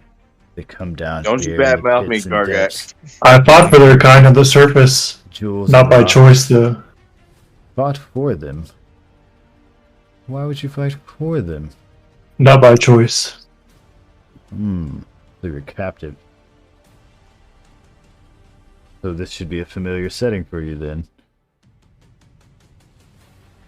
I can get myself out again. Say it again? Okay. I can get myself out again. Perhaps with that tenacity, we could help each other. Do you have a plan? Any sort of, I don't know, well, information? I was thinking about for many years. You understand? See that? You know that guy with the whip at the mines? Ah, he's one of many of the the white-haired bastards that swing upon us. They come and go. I was planning on hitting him really hard. I've seen it. So, and I've done it myself. He holds his stump up, and you see the payment they gave me for it. They are weak, frail. They work their authority through through fear and magics. They would not face you head on. Your best chance to do such is to impress in the arena, and even then, you stand not a chance against the beast they worship. So we're wearing the collars still, right? Yes. Okay. I got you, boy. I'm gonna tell him. I think a good start is finding a way to get these off. I'll pull on my necklace collar. Oh, your necklace. Sorry, I thought you said pulling your nipples, and I was like. He says, "True, the unnatural ore," and he runs his hand across they're all wearing the same kind of collar. He runs his hand up and down his own, and he's like, "True, yes, they give us nothing strong enough to break it. I've tried. We've seen times I've seen deaths caused by this horrible device." Shakes his hand. It makes it difficult to sleep. Awkward to hold one's neck. It's a pain. One of many I found here. If not by force, maybe wizardry. Well, you know something of sorcery. Not at all. Well, nor do I. I wouldn't have ended up in this blighted place.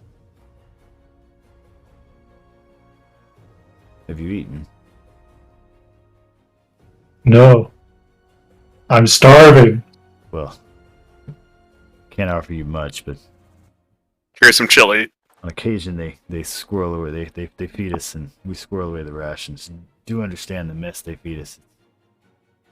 Not what you're used to, but once it's been dried out and rolled a bit in the dust, it's okay.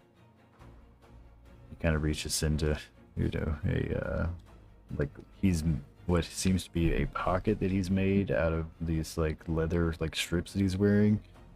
And he pulls out this like chunk of like, for all intents and purposes, looks like melted black licorice together that's been rolled in fucking dust. It does not look fun. But he hands this to you and he says, "I promise it's get used to it, but I won't ever say it's good." Can I do a sniff check on it? Yeah, you're free to do a sniff check on this. You're free to do investigation or insight if you're trying to figure out what it is. Oh shit. Yeah, like it smells sour. Whatever this is, it smells like it's kind of fishy. I love Asian. Yeah, I'll take a bite. Yeah. It is certainly not delicious. The texture, like I said, is very for what you're actually eating is jellied eel that has been dried out and kind of made into a jerky of some sort that this guy has, and it's pretty gross. It's pretty gross, but it will keep you alive. As you're chewing, he tells you, "As for your thirst, your best bet's to wait for the morning hour and by the dew rock. You'll need some sort of collector. Your hands will do it first, but if you wish to survive the day, you really will need to keep, more than what you can find at first." Okay. Thank you for the information. Yes, he says the smaller gray rocks, if you carve them into a bowl at first, I assure you they're easy to hide and you can use them. Do you have any weapons? No, they tend to take anything we carve sharp for very long. especially when we try to use them. Glances to get in his arm.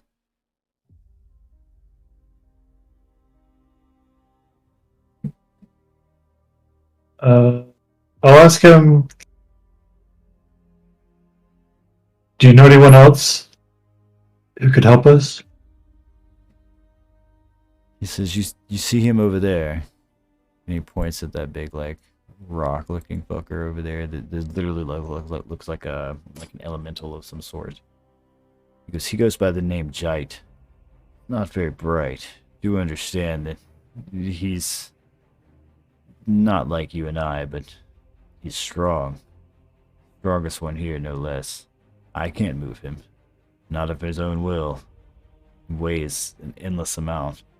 But he's thick. Thick-minded, just as he is thick-skinned. You understand? How do they control him? They simply tell him what to do and he does. He doesn't argue with them. He doesn't seem to speak. At least not that I've heard. He doesn't wear one of the damn collars. I haven't seen any large enough to keep him. How he got here and why he's here, I don't know. But if you could convince Jai to work for us, then we stand a chance. They would never expect it. It's like a dog or a docile creature for them. And like I said, he just stands here mindlessly, just like the rock that he looks like most of the time until told to do otherwise. They used to use him in the mines, but he's reckless when he swings. He started causing cave-ins and problems for the others. I'm not sure what race or species he is, but I do know whatever he is, he's strong. Is there anything he likes? Like I said, I've never seen him speak. They don't feed him, they don't give him anything. If anything, I've heard them play music for him on occasion. He seems to calm him. But I've only seen it when they let him go in the mines. Seems to be his way they get him to come back. Okay. Gargak pulls out the bongo. With that. So I'll ask this guy, do we sleep here? Do they have beds for us? No, there are no beds. Just claimed burrows and spots. See that nook over there? He points at like this craggy outline of where they have you, because it's kind of like a pit area. That's where I stay.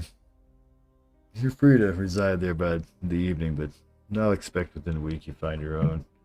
Most here prefer their own privacy after a certain hour.